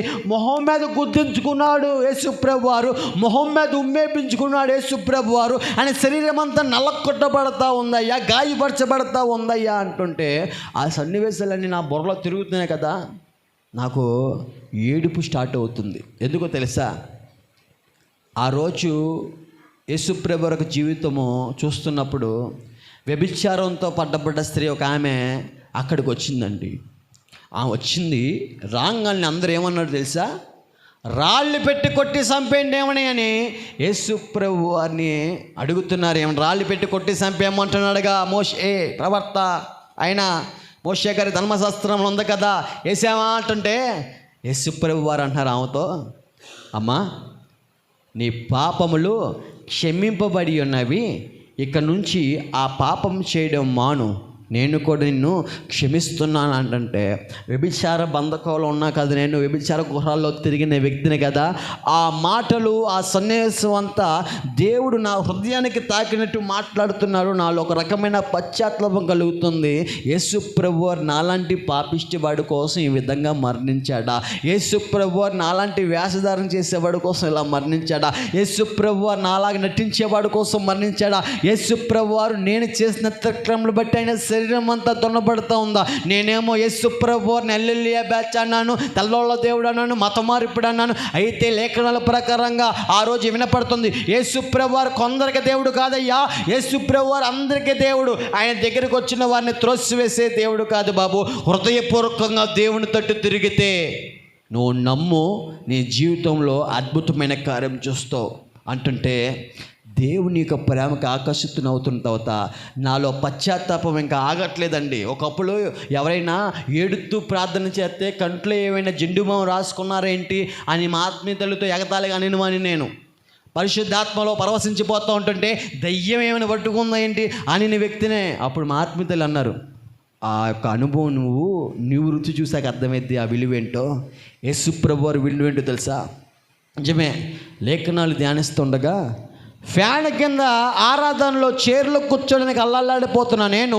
అనేక మార్లు ఏం చూసుకుంటున్నాను, టైం చూసుకుంటున్నాను, ఎప్పుడెప్పుడైపోద్ది, అయ్యగారు ఎప్పుడు ముగిచ్చేస్తారా రా బాబా అనుకుని నేను ఆ బతుకు ప్రాక్టికల్గా ఆలోచనలోకి నడిపిస్తున్నాడు దేవుడు. ఎలాగో తెలుసా? మార్కు సువార్త 15వ అధ్యాయంలో 35వ వచనంలో 33వ వచనంలో ఉంటుందండి. యేసు ప్రభువారిని ఉదయం 9 గంటలకి సిలువేశారు. 33వ వచనంలో ఉంటుంది ఎక్కడో. అక్కడ ఆ మాట ఏముంటుందంటే 33వ వచనంలో, మధ్యాహ్నం మొదలుకొని 3 గంటల వరకు, అంటే ఉదయం 9 గంటలకు యేసు ప్రభువారిని సిలువేస్తే మధ్యాహ్నం 3 వరకు సిలువు మీదే వేలాడుతూ ఉన్నారు. అరే నేను ఫ్యాన్ కింద కూర్చోడానికి అల్లలాడిపోతున్నాం మనం. ఫ్యాన్ ఎగిపోతే, ఫ్యాన్ రాకపోతే 100 సార్లు మనం ఏమైతే తెచ్చుకున్నామో బైబిల్ని ఊపేసుకుంటూ ఉన్నాం ఒక్కొక్కసారి. అలాంటి మనుషులము, ఆ యొక్క అలసట మనకు ఉంది. కానీ యేసు ప్రభువారు కొండ మీద సరసర మండుతుంది. ఎందుకంటే శరీరం అంతా ఏమవుతుంది, నల్ల కట్టబడతా రక్తం కారుతుంది కదండి. ఆయన బలియాగము ఏం చేసిందంటే నన్ను ఒక తీర్మానం వైపు నడిపించింది. ఆయన ప్రేమ ఏ విధంగా ఆకర్షించాడంటే, ప్రభువా నేను చైరు కింద కూర్చోలేకపోతున్నాను, ఫ్యాన్ కింద చైరులో కూర్చోనక అల్లాడిపోతూ తిరిగేస్తూ అటు తిరుగుతున్నాను. కానీ ఆకాశానికి భూమికి మధ్య సిలువ మీద అంతసేపు ఎలా వేలాడుతూ ఆ నొప్పిని భరించావు ప్రభువా అన్నప్పుడు నా పాపాలు ఒక జ్ఞాపకం వస్తూ ఇప్పుడు పెట్టని ఆ కొండ మీద వీడియో, ఏ కొండ మీద చెడి ఉన్నానో అక్కడ ఒక తీర్మానం, అయ్యా నువ్వు నాలాంటి పాపిష్టివాడు కోసం మరణించావు ప్రభువా. అయ్యా ఆశ కలిగి నువ్వు ప్రాణాన్ని తృప్తిపరుస్తున్నాడు కదా, నేను నీ కోసం బ్రతుకుతావు ప్రభువా. ఒక తీర్మానంతో నాయన బతుకును సరిచేయి, నన్ను బాగు చేస్తా అన్నావు కదా ప్రభువా. ఆ యొక్క వ్యసనాల నుంచి నాకు విడుదల దయచేయి ప్రభువా, నీకు సమస్తము సాధ్యమేంటే కదా నాయన. మా ఆత్మీయులు గారు నాకు నేర్పారు, దయచేసి నాకు సహాయం చేయ ప్రభువా అని వచ్చిరానే ప్రార్థన కొండగట్టు మీద చేస్తూ, దేవుడు ఏదైతే నీవు నా సొత్తు అనే మాట నా హృదయానికి ఆ మాట రాసుకొని ఇంకా నా చిత్తానుసారమైన ప్రార్థన ఆపేసి దేవుడి చిత్తానుమైన ప్రార్థన ఆయన మరొక ఆలకించేవాడు కాబట్టి, ప్రభువా నేను నీ కోసం జీవిస్తాను ఆయన అని ఎప్పుడైతే అడగడం జరుగుతుందో ప్రియ దేవుని జనాంగమా, ఏ కొండగట్టు మీద అయితే నేను చెడి ఉన్నానో అదే కొండగట్టు మీద దేవునితో సావాసం చెప్తున్నట్టు ఆయన వాక్యం ద్వారా నా హృదయాన్ని బాగు చేసి, నా అంతరంగాన్ని బాగు చేసి, జీవంగల వాక్యం ద్వారా నా జీవితాన్ని ఉతక స్థానం చేపించి ఆ కొండ మీద ఎక్కడైతే చెడి ఉన్నానో అదే కొండ మీద రూపాంతరం చెందించాడు దేవుడు. నా జీవితం బాగు చేశాడు దేవుడు. ఆ రోజు ఒక తీర్మానంతో నేను వచ్చాను. రక్షణ గురించి పద్దాకలా వినపడుతుంది. మా ఆత్మీయతలో మరొకటి నేర్పారు, బాబు మనుషుల్ని ప్రేమించావు కదా, ఈరోజు నువ్వు దేవుణ్ణి ప్రేమించడం మొదలుపెట్టు. దేవుణ్ణి ప్రేమించడం అంటే ఆయన ఆజ్ఞల్ని గైకొనటియే నువ్వు దేవుని ప్రేమించుట, చెడుతనమును అసహించుకున్నటియే నువ్వు దేవుని ప్రేమించుట చేస్తావు. ఈరోజు నుంచి నీ వల్ల చేత కాకపోతే దేవుని పాదాలు పట్టుకో, ఆయన నీకు సహాయం చేస్తాడు. నిజంగా అండి, ప్రతిరోజు దేవుని సన్నిధిలో గడుపుతుండే మా ప్రాంతం అందరూ అనుకున్నారు ఒక్కడే వెళ్ళిపోతున్నాడు, అయిపోయాడు, ఒక్కడే వెళ్ళే డప్పులు కొట్టుకుంటున్నాడు, పైన ఒక్కడే పాటలు పాడుకుంటున్నాడు, ఒక్కడే గట్టిగా ఏడ్చేస్తున్నాడు, అయిపోయాడు అనుకుంటున్నారు నా స్నేహితులు, ప్రాంత ప్రజలంతా ఇలా అనడం మొదలు పెడుతున్నారండి. అయితే న్యూస్ పేపర్ ఫొటోస్లోకి వెళ్ళవన్నా, అయితే మారు మనసు పొందుకున్న తర్వాత, దేవుని హృదయపూర్వకంగా ఒప్పుకున్న తర్వాత, ఆ సమయంలో నా స్నేహితులు ఎక్కువ డ్రగ్గిస్టులు కాదండి, నా స్నేహితులు ఎక్కువ రౌడీ షీటర్లు కాదండి, చెప్పాను కదా. మరి రౌడీ షీటర్లు ప్రతి ఆదివారం పూట పోలీస్ స్టేషన్లో సంతకం పెట్టాలన్నమాట నా స్నేహితులు. అయితే నా స్నేహితులు వాళ్ళు అంటున్నారు పోలీసు వారితో, ఏమండి ఆడెళ్ళి పిచ్చోడైపోయాడు అనుకున్నా పైకి వెళ్ళి ఒక్కడే ఇచ్చేస్తున్నాడండి బాబు, మేము అడుగుతున్నాం ఏంట్రా అన్నాం. వాడి సమాధానం చెప్పట్లా. వాడు మత్తు పదార్థాలు విడిచిపెట్టేశాడు, వాడు మారాడా మాకు అర్థం కావట్లా, ఆడు మత్తు పదార్థాలు విడిచిపెట్టమే నాకేం అర్థం కావట్లేదు బాబు అంటుంటే, బహుశా పోలీసు వారు అక్కడ నాకు తెలిసి క్రైస్తవులేమో నాకైతే తెలియదు కానీ ఫోన్ చేశారండి. నాకు ఫోన్ చేసి అప్పటికి యేసుప్రభు వారిని నా సొంత రక్షకుడిగా అంగీకరించేసి, యేసుప్రభు వారిని బాప్తిసం ఫొటోస్లోకి వెళ్తే వీడియో ఉండి చూడన్నా, బాప్తిసం ఫొటోస్. యేసుప్రభు వారిని ఈ నోటితో ఒప్పుకొని హృదయం మంది విశ్వసించి, యేసుప్రభు వారు నిజమైన దేవుడు, యేసుప్రభు వారు అందరినీ సమానంగా చూసే దేవుడు, యేసుప్రభు వారు అందరిని ఏకరీతిగా ప్రేమించేవాడు, యేసుప్రభు వారు పాడైపోయిన జీవితాలను కట్టడానికి లోకానికి వచ్చి ఉన్నాడు, ఆయన కన్యక మరియ గర్భంలో ఆయన జన్మించి ఉన్నాడు, ఆయన మరణించాడు, ఆయన మళ్ళీ తిరిగి లేచాడు, పునరుద్ధరణ అయి ఉన్నాడు, ఆయన మళ్ళీ రాబోతున్నాడని ఈ నోటితో ఒప్పుకొని హృదయం మంది విశ్వసించి నమ్మి బాప్తిసం పొందుకున్న తర్వాత ఎల్విన్ బర్నబాస్గా పేరు పెట్టాకండి. ఇప్పుడు వచ్చింది పోలీసుల దగ్గర నుంచి ఫోను. ఏమన్నా తెలుసా? హలో, ఎల్విన్ బర్నబాస్ గారు ఎక్కడున్నారు, అర్జెంటుగా స్టేషన్కి రండి అన్నారు. గారు అనేది నన్ను కొంచెం కన్ఫ్యూజ్ చేసింది, ఎందుకంటే నాకు ఆ వర్డ్ చాలా కొత్తగా వినపడుతుంది. మమ్మల్ని పిలిచే విధానం, మమ్మల్ని కొట్టే విధానం వేరు. అంతా గారెనే మాట ఒక పక్క ఒక రకంగా అనిపిస్తుంది, ఏడుపు వస్తుంది ఒక పక్క, మరో పక్క ఏమో మళ్ళీ ఎందుకు పిలుస్తున్నారు రా నాయన, నేనేం చేయట్లే కదా, నాకు కలవరం పడుతుంది.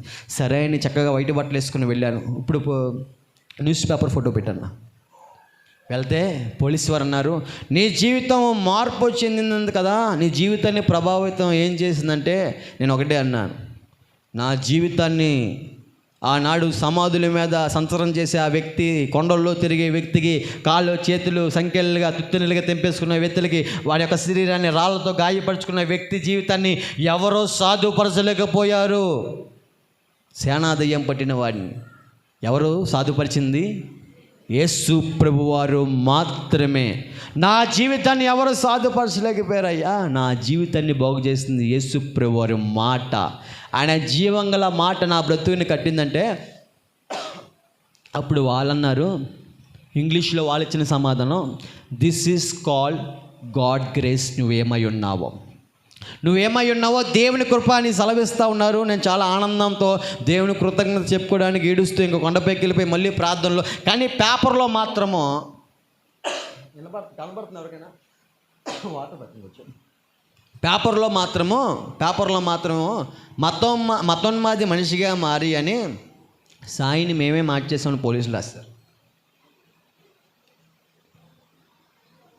ఇప్పుడు నన్ను మార్చిందంటే ఎవరు మార్చేసారు? ఇప్పుడు నన్ను ఎవరు రాసుకున్నారు? అప్పుడు నేను ఒక మాట అన్నాను, పోలీస్ వ్యవస్థకి నేను ఇప్పుడు సెల్యూట్ కొడతాను, మంచి ప్రభుత్వమే కాదంటలేదు, కానీ పోలీసు వారు కూడా మనుషులే. ఈ వ్యక్తిని సాధుపరచడం పోలీసు వల్ల కాలా, వారు కొట్టిన దెబ్బల వల్ల కాలా, డాక్టర్ల వల్ల కాలా, వారు ఇచ్చిన టాబ్లెట్ల వల్ల కాలా, రీహాబిలిటేషన్ సెంటర్లో డ్రగ్గిస్టులకి తిరుగుతారు అక్కడ వల్ల కూడా కాలా, ఇంకేమున్నాయండి, నన్ను కన్న తల్లిదండ్రుల వల్ల కాలా. ఏ మనిషి ఇంకో మనిషిని ఎందుచేతనైనా సరే విమోచించలేడు. ఆ మనిషిని సృజించిన దేవుడు మాత్రమే బాగు చేయగలడు. ఆయన పేరే నజరేయుడైన యేసు క్రీస్తు. నన్నే కాదు, నాలాంటి ఎంతోమంది జీవితాల్ని బాగు చేసి నిలబెట్టి సత్య మార్గంలో నిలబెట్టాడు ఆయన. ఇగో ఈ లోకపరమైన ప్రేమ నన్ను ఒక మూర్ఖుడిగా మార్చింది నా గతము, కానీ యేసు ప్రభువు ప్రేమ నన్ను ఒక మనిషిగా మార్చాడు దేవాతి దేవుడు. ఆయన జీవంగల మాట నన్ను వెలిగించిందంటే, మరో పేపర్లో ఇలా రాశారు, ఏమంటే యేసుక్రీస్తు సన్నిధిలో మతమార్పులు కాదు, పాడైపోయిన బ్రతుకు వారి జీవితాల్లో వెలుగు నింపడమే. నా చీకటి బంధకం నుంచి దేవాతి దేవుడు నా పాప బంధకం నుంచి విడిపించి, ఏదైతే ఆ రోజు పశ్చాత్తాపంతో ప్రభువా క్షమించిన ఆయనని ఆ యొక్క పశ్చాత్తాపడ్డానో దేవాతి దేవుడు కృప చూపించి, పాప క్షమాపణ చూపించి, ఆ యొక్క చీకటి బంధకం నుంచి విడుదల దయచేసి జీవంగల వెలుగుతో ఈరోజు నింపి, ఈరోజు సజీవ సాక్షిగా మీ ముందు దేవుడు నిలబెట్టాడు. ప్రతి దేవుని జనాంగమా, ఎందుకో తెలుసా? ఇంత ఘోర పాపపు జీవితాన్ని క్షమించి బాగు చేసిన నేను నీ పాపాన్ని కూడా, నీ రహస్య పాపాలను కూడా నేను క్షమించి నీ జీవితాన్ని కూడా బాగు చేయగలను అని చెప్పడానికి మాత్రమే. హల్లెలూయా. ఆత్మీయ తల్లిదండ్రులు అంటే ఒకప్పుడు నాకు పాస్టర్ గారులు అంటే ఏం చెప్పాను, తిట్టేవాడినిగా బాగా. వారికి ఇచ్చిన బహుమానం ఏంటంటే బాప్తిజం ఫోల్డర్లో లాస్ట్లో ఒక వీడియో ఉంది చూడండి. వాళ్ళకి ఇచ్చిన బహుమానము, నేను ప్రతిరోజు దేవుని సన్నిధిలో ఒక 3 ట్యాబ్లెట్లు వేసుకుంటూ ఉండేవాడిని. ఒకటి మోకాళ్ళ ప్రార్థన అనే ట్యాబ్లెట్, 2 జీవంగల వాక్యము ధ్యానించే 2వ ట్యాబ్లెట్, 3వ ట్యాబ్లెట్ పేరు ఏంటంటే యాంటీబయాటిక్. కొంచెం యాంటీబయాటిక్ అంటే వెంటనే ఏం చేస్తుంది, క్యూర్ చేస్తుంది కదా. ఆ యాంటీబయాటిక్ పేరే విశ్వాసం.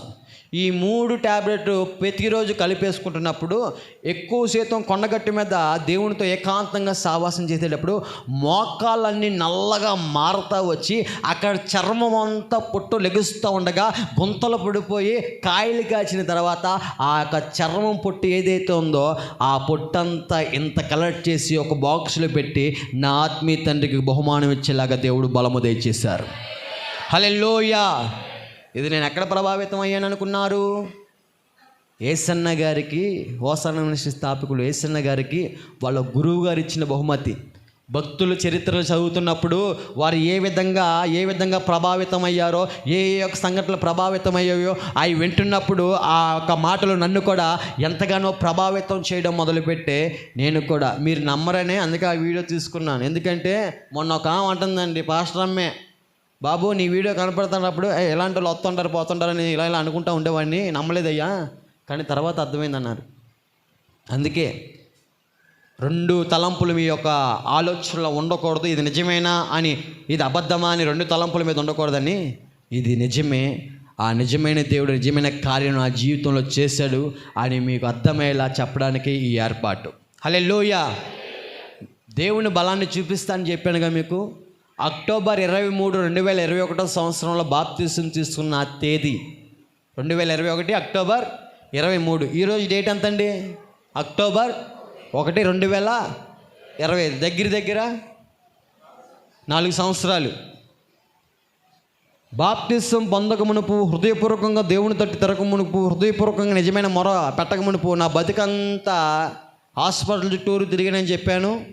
ఇన్ని ట్యాబ్లెట్లు మింగానని చెప్పాను. నడినెత్తి నుంచి అరికాలు వరకు స్కానింగ్ చేయించుకుంటుంటే అవయవాలన్నీ ఏమైపోయినాయి, పాడైపోయినాయి, బలహీనపడిపోయాయి, డొక్కలన్నీ బయటకు వచ్చేసాయని చెప్పాను. అయితే బాప్తిసం తీసుకున్న తేదీ మొదలు పెట్టుకొని ఈరోజు మొదలుపెట్టి 4 సంవత్సరాలు హాస్పిటల్కి వెళ్ళి ఎటువంటి స్కానింగ్లో చెకప్ లేకుండా ఇంతసేపు మోకాళ్ళ మీద సాక్ష్యం చెప్పేలా దేవుడు మీ ముందు పెట్టాడు బలము, ఆయన బలముతో నింపి. హల్లెలూయా. ఇది మనిషి బలమైతే, నా బలమైతే కానే కాదు. నేను బలహీనుడు. వాస్తవానికి నాకేముందో తెలుసా, నా ఒంట్లో ఇప్పుడు జరుగుతుంది కదా వైరల్ ఫీవర్ ఉంది, కానీ 7 ప్రాంతాలు తిరిగాను. 7 ప్రాంతాలు తిరిగేటప్పుడు ఏం కావాలి? జర్నీలో బలం కావాలి. 7 ప్రాంతాల్లో ఎక్కడ ప్రతిసారి 2 గంటల మోకాల మీద చెప్పాలి, ఇంకా 3 ప్రాంతాల్లో తిరగాలి. ఆ బలం అంతా నాది కాదు, ఆయన వైపు తిరిగాను, ఆయనే ఇచ్చి నడిపిస్తున్నాడు. హల్లెలూయా.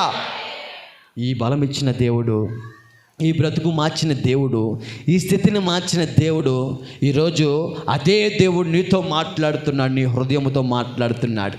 నీ హృదయమునే తలుపు దగ్గర నిలబడి తట్టుతున్నాడు. ఆయన నీ జీవితాన్ని కూడా బాగు చేయడానికి, ఆ రహస్య పాపాలు దాచిపెట్టగా ఒప్పుకొని విడిచిపెట్టడానికి నువ్వు ఇష్టపడితే క్షణంలో దేవుని కనికరం చూస్తావు. ఇందాక వచ్చేటప్పుడు కారులో ఒక ఆమె ఫోన్ చేసింది. ఆమె అంటున్నారనమాట, అయ్యా మీ యొక్క తల్లిదండ్రులకి మీరు కన్నీళ్ళు గిఫ్ట్ ఇచ్చారని చెప్పారే సాక్ష్యంలో, నేను విన్నాను. మా కొడుకు కూడా ఇలాగే గిఫ్ట్ ఇస్తున్నాడయ్యా, మేము ముంబైలో ఉంటాం, మా వల్ల కావట్లేదు బాబు, వాడిని తట్టుకోలేకపోవడం, రీహాబిలిటేషన్ సెంటర్లో వేసామయ్యా, వాడు మారుతాడంటావా అంటే నేను ఒకటే మాట చెప్పాను, అమ్మా నువ్వు సమాధానం లేని పరిస్థితిలో ఈ వ్యక్తి సాక్ష్యాన్ని దేవుడు నీ దగ్గరికి ఎందుకు తీసుకొచ్చాడు తెలుసా? నీలో ఇటువంటి జీవితాన్ని మార్చిన దేవుడు నా కొడుకు కూడా వాడి జీవితం మార్చగలడు అనే విశ్వాసం నీలో కలిగించడానికి అమ్మ విశ్వాసంతో ప్రార్థన చేయండి, దేవుడు ఖచ్చితంగా కార్యం చేస్తారు అని ఆమెకు సమాధానం చెప్పాను. మనుషులందరూ అనొచ్చు, ఏమన్నా తెలుసా, ఆడే మారతల్లే అని అన్నారు నన్ను కూడా. మా మామగారు ఎవరు ప్రార్థన పరురాలు అన్నా కదా, ఆమె ఎన్నిసార్లు నా కోసం విజ్ఞాపన చేసిందో, కానీ విసగక ఏం చేస్తూ ఉండేవారు? ప్రార్థన. ఎందుకో తెలుసా? వాడికి వాడు మారాడు, కానీ ఎంత ఘోర పాపినైనా సరే మోకాలు వేపించే ఆ దేవుని వైపే చూస్తూ విశ్వాసంతో ప్రార్థన చేశారు. అనేక సంవత్సరాల తర్వాత ఆమె ఆ ప్రార్థనకు జవాబు ఈ యొక్క మార్పు ద్వారా ఆమె చూశారు. దేవుని మహిమపరుస్తున్నారు ఇప్పుడు ఆమె. హల్లెలూయా. నేను అంటాను, ఆమె ప్రార్థన ఆలకించిన దేవుడు మన ప్రార్థన ఎందుకు ఆలకించడండి? ఆలకించడా? ఆలకిస్తాడు. నేను ఎక్కువ హాస్పిటల్కి వెళ్ళలేదు ఇప్పుడు వచ్చి. ఎందుకు వెళ్ళలేదంటే, నేను ఎక్కువ శాతము నాకు దేవుడు నేర్పించిన ప్రార్థన ఏంటంటే అండి, ఆత్మీయ జీవితంలో ఆరోగ్యంగా ఉండాలి, ప్రార్థనలో ఆరోగ్యంగా ఉండాలి, విశ్వాసంలో ఆరోగ్యంగా ఉండాలి. ఒక తల్లిగారు నాకు నేర్పే ఈ పాఠం. ఏమ్మా ముసలమ్మ, ఏంటి లగడానికి కూడా ఓపిక లేదంట, మంచం మీద ఉన్నావు, ఏంటి సంగతి అంటే, ఆమెమనాలి? ఆరోగ్యం బాగాలేదు కదరా, ప్రార్థించే నా కోసం అనాలి కదా. ఆమె ఏమన్నా తెలుసా? నా శరీరం కోసం చూస్తున్నావా? ఈ గుడారం అనే శరీరం కుళ్ళిపోయినా సరే ఆత్మలో నేను ఆరోగ్యం ఉన్నా, ఆత్మలో నేను ఆనందంగా ఉన్నా అనే స్టేట్మెంట్ ఇచ్చింది ఆమె. నాకు అర్థం కాల ఆ మాట. ఎందుకో తెలుసా? ఎలా ఆ బలహీన పరిస్థితుల్లో ఏమనాలేమా? బాబు ప్రార్థన చేయ బాబు అనాలి. కానీ ఏమేంటి, ఆత్మలో ఆరోగ్యంగా ఉన్నాను, ఆత్మలో ఆనందంగా ఉన్నానని మరొక ప్రార్థన ఆమె నేర్పారు నా జీవితంలో ఆ తల్లిగారు. కొన్ని జీవితాలు మనల్ని ఎంతగానో ప్రభావితం చేస్తాయండి. ఈ యొక్క సన్నివేశం నా ఆత్మీయ తండ్రికి ఇచ్చిన బహుమానం, మా ఆత్మీయ తల్లిదండ్రులకు ఇచ్చిన బహుమానం ఎందుకు చెప్పానంటే, ఇక్కడ నీ ఆత్మీయ తండ్రి ఎంతగానో ప్రయాసపడుతున్నాడు, కష్టపడుతున్నాడు, కన్నీరు కారుస్తున్నాడు నీ యొక్క భవిష్యత్తు బాగు కొరకు. మరి ఆయనకి ఇస్తావా? యవన ప్రాయంలో యవనస్తుడా, దేవుని చేతిలో బాణమ్మగా ఉండడానికి ఇష్టపడతావా? యవన ప్రాయంలో నా బలమంతా స్త్రీలకు ఇచ్చేటప్పుడు ఏ విధంగా బలహీనం అయిపోయినో చెప్పాను. యవన ప్రాయంలో వేటితో వ్యర్థమైన వాడితో సావాసం చేసినప్పుడు నా జీవితం ఏ విధంగా పాడైపోయిందో చెప్పాను. అయితే ఆ గత జీవితాన్ని దేవుడి దగ్గర పెట్టి, ప్రభువా నా బతుకు మార్చేయ అన్న, అదే బలహీన రోజు ఖాళీ లేకుండా ఇందాక అయ్యగారు చెప్పినట్టు ఊరూరు తిప్పుతున్నాడు ఆయన నామానికి మహిమార్థం కోసం. హల్లెలూయా. దేవుని జనాంగమా, ఆలోచించి ఒకసారి మన జీవితం ఏ పాటితో. బ్రతుకున్నప్పుడే మన జీవితాలను మనం సరిచేసుకుందామండి. దీపం ఒకసారి ఆరిపోతే అవకాశం రాదు. మా తమ్ముడు మొన్న ఒక మాట అన్నాడు. ఐసీయూలో ఉండి బెడ్ మీద కిడ్నీలు 2 పాడైపోయినాయి, తాగి చాలా బలంగా ఉంటాడు వాడు. ఆ ఒళ్ళుని చూసుకొని నేను బలంగా ఉన్నాను అనుకున్నాడు, కానీ లోపల అవయవాలు ఏమైపోయినాయి? 2 పాడైపోయాయి. డయాలసిస్ చేశారు. బెడ్ మీద ఉన్న అంటున్నాడు, అన్నయ్య బయటకు వచ్చేస్తారా? నేను వచ్చాక నీ వెనక మళ్ళా తిరిగేస్తాను అన్నాడు. బాగానే ఉంది, ఆనందపడ్డాం. కానీ ఆ తమ్ముడు బయటికి ప్రాణంతో రాలేదు, కానీ ప్రాణం విడిచి వచ్చాడు. ఈ సంవత్సరంలో వాడి పెళ్ళి కోసం కొన్న సూట్ ఏదైతే ఉందో వాడి శవం మీద అమర్చాల్సి వచ్చింది. ఆ బిడ్డకి రక్షణ లేదు. దీపం ఉన్నప్పుడే చక్కబెట్టుకోవాలి, అవకాశం ఉన్నప్పుడే ఏం చేయాలండి? ఆ తమ్ముడికి హాస్పిటల్కి వెళ్ళక ముందు అనేక మార్లు చెప్పాం, సద్వినియోగం చేసుకోవాలా. ఈరోజు నువ్వు నేను ఆ పరిస్థితుల్లో లేవు, ఇంకా సజీవ లెక్కలో ఉన్నావు. కారణం దేవుని కృప. ఆ కృప ఎందుకో తెలుసా? ఎక్కడైనా నీవు నేను ఆయన కొరకు జీవిస్తామని, ఆయన నామానికి మహిమార్థంగా మన జీవితం ఎక్కడైతే మనం నివసిస్తున్నామో అక్కడ సాక్ష్య సమూహంగా నువ్వు నేను ఆయన కొరకు జీవించాలని ఈరోజు కోరుకున్నాడు. యవనస్తుడా, ఆయనతో సావాసం చేస్తే ఈ వెలువలేని జీవితానికి పేపర్లో ఎక్కించాడు. నేనైతే అంత అర్హుడు కాదు. ఇది కేవలం దేవుని కృప అని మాత్రమే చెప్తాను. ఏ పోలీసులు అయితే కుక్కను కొట్టినారో వాళ్ళే మర్యాద ఇస్తుంటే నా బతుకేంటి ప్రభువా అని ఎన్నో మార్లు ఏడ్చుకున్న రోజులు. నా తల్లిదండ్రులను దేవుడు బాగు చేశాడు. మా తల్లిదండ్రులు కూడా దేవుడి సన్నిధికి వస్తున్నారు. మొదటగా రాలా సంవత్సరం వరకు మా అమ్మగారు. అయితే అందరూ అంటున్నారంట, మీ అబ్బాయి మతంలోకి దిగిపోయాడు కానీ అందరూ ఎక్కిరెత్తున్నారు. ఈమెవరు అసలుకి అన్ని ఫంక్షన్లో మెయిన్ పర్సన్ కదా. ఒకరోజు అడిగాను నేను, ఏమ్మా దేవుడి సన్నిధికి రావచ్చు కదా అని అడిగాను. దానికి ముందర వాగ్దానం ఒకటి తీసుకొని మా అమ్మగారి పేరు మీద న్యూ ఇయర్ రోజు బైబిల్లో పెట్టుకొని ఇంటికి వచ్చారు. అయితే మా అమ్మగారు అంటున్నారు, ఈ మాట చెప్పి నేను ముగించేస్తానండి, ఓకేనా? మా అమ్మగారు అంటున్నారు, నేను అడిగాను, మీ అబ్బాయిని చూసావు కదా దేవుడు ఏ విధంగా మార్చాడో, నాతో పాటు దేవుని మందిరానికి రావచ్చు కదమ్మా అని అడిగాను. అప్పుడు మా అమ్మగారు అన్నారు, భయం వేస్తుంది, సిగ్గేస్తుంది, మన చుట్టాలందరూ ఏమనుకుంటారో, హేళన చేస్తారేమో, భయం వేస్తుంది సాయి అన్నారు. నేను ఒకటే మాట చెప్పా, నీ పేరు మీద మొన్న వాగ్దానం తీసుకున్నాను, చదువుతున్నాను, ఒకసారి వినుమా. యెషయా గ్రంథం 54వ అధ్యాయంలో 4వ వచనంలో, భయపడకు, సిగ్గుపడకు, నీవు అవమానము తలంచకము. నీ హృదయంలో ఇటువంటి ఆలోచన, భయము, ఆందోళన, కలవరం ఉందనే విషయం నాకైతే తెలియదు, కానీ నా దేవుడు హృదయాంతరంగాలు ఎరిగిన దేవుడు. ఆయన నీతోనే మాట్లాడుతున్నాడమ్మా అని వాక్యం చదువుతుండగా, ఆనాడు వాక్యం వెల్లడవుతుండగా లూదియా హృదయం ఏ విధంగా తెరవబడిందో, మా అమ్మగారి హృదయాన్ని తెరిచిన దేవాతి దేవుడు అదే సంవత్సరంలో మా అమ్మగారు, మా నాన్నగారు బాప్తిస్మం తీసుకునేలా కృప చూపించారు. ఈరోజు మా కుటుంబం దేవుని సన్నిధిలో నిజమైన దేవుడిని ఆరాధించేలాగా దేవుడు కృప చూపించారు. ప్రియ దేవుని జనాంగమా, ఇది కేవలము కేవలము కేవలము దేవుని కృప మాత్రమే నేనేమై ఉన్నాను. మీరు ఒకటి ఆలోచించాలి ఈ రోజు నుంచి. ఏంటో తెలుసా, మోకాల మీద బాగా చెప్పాడు కదా అని బయటికి వెళ్ళి అనుకోకుండా, అసలు ఆ వ్యక్తికి బలం ఇచ్చిన దేవుడు నాకెందుకు ఇవ్వడు? ఆయనకి ఇచ్చాడు, అంత బలహీనుడికి బలం ఇచ్చిన దేవుడు నాకెందుకు ఇవ్వడు? అయితే ఆ సాయి బ్రదర్, ఎలివిన్ బ్రదర్ ఏదో దేవునికి దగ్గరగా బతికాడు, అలా నేను కూడా బ్రతుకుతాను, ఆయన నాకు కూడా బలం ఇస్తాడనే ఆలోచనతో ఎక్కడి నుంచి నువ్వు బయటికి వెళ్ళాలి ఈరోజు. హల్లెలూయా. ఆ తల్లి గారు ఎలా చెప్తున్నారు స్టేట్మెంట్, శరీరం అనే గుడారము కుళ్ళిపోయినా సరే, శరీరం అనే యొక్క గుడారము పాడైపోయినా, క్షీణించిపోయినా సరే, ఆత్మలో ఆరోగ్యంగా ఉన్న యొక్క మాట ఎలా చెప్పగలుగుతున్నారండి? అవి మరో యోబు గారు అనిపించింది. యోబు గారు అక్కేమేమా ఎలా చెప్తుంది అనిపించింది నాకు. భక్తులు దేవుని దగ్గరికి వ్యక్తిగతంగా ఎవరైతే దగ్గరగా సావాసం చేస్తారో, ప్రాణాంతకరమైన ప్రమాదాలు వచ్చినా సరే నిబ్బరము కలిగి ధైర్యంగా వారు నిలబడే శక్తి దేవుడు వారికి దయచేస్తాడు. హల్లెలూయా. ఆరోగ్యం కోసం ప్రార్థన చేసుకోవద్దని నేను చెప్పట్లేదండోయ్. ఆరోగ్యం కంటే ఆత్మ ఆరోగ్యం చాలా ఇంపార్టెంట్. ఎందుకంటే ఆ ఆత్మ ఆయన దగ్గరికి వెళ్ళాలంటే ఇక్కడ వెలుగై జీవించాలి మనము. ఆయన వెలుగై ఉన్న ప్రకారం మనం కూడా వెలుగై జీవించాలి. మూడు గుంపుల గురించి చెప్పా. ఇప్పటివరకు ఇన్ని మాటలు చెప్పి 2 గుంపులు ఉన్నట్టు నేను ఉంటే ఏమా వేషధారణ ఇంకా జీవిస్తే నాకు గ్రహింపు పెట్టాడు దేవుడు. ఒరే, నువ్వు మహా అయితే 70 సంవత్సరాలు, అధిక బలం ఉంటే 80 సంవత్సరాలు, ఆ 80 సంవత్సరాలు మహా అయితే 29,200 రోజులు మాత్రమే. ఎంత? 29,200 రోజులు మాత్రమే 80 సంవత్సరాలకు ఒక మనిషి బతికే రోజులు. నువ్వు 80 సంవత్సరాలు బతుకుతావో నీకు తెలియదు. రేపు నీది కాదు, రేపు ఏమవుతుందో కూడా తెలియదు. నీ బతుకు ఏమనుకుంటున్నావు? గడ్డి మీద పువ్వు, నీటి మీద బొగ్గ. అందుకే బతుకున్నప్పుడే మొత్తాన్ని సరిచేసుకో, నీ రక్షణ అంతం వరకు కాపాడుకో అని దేవుడు గ్రహింపించారు. శరీరాశ, నేత్రాశ, జీవపడము నన్ను ఎంతగానో పాడు చేసే, కానీ ప్రియ దేవుని జనంగా అవి నన్ను పాడు చేసే తాత్కాలికమైన ఆనందం కోసం నా జీవితాన్ని నేను తాకట్టు పెట్టుకున్నాను. ఈసారి దేవుడిచ్చిన బలము ఆయన కొరకు ఉపయోగించాలని ఒక తీర్మానం చేసుకున్నానండి.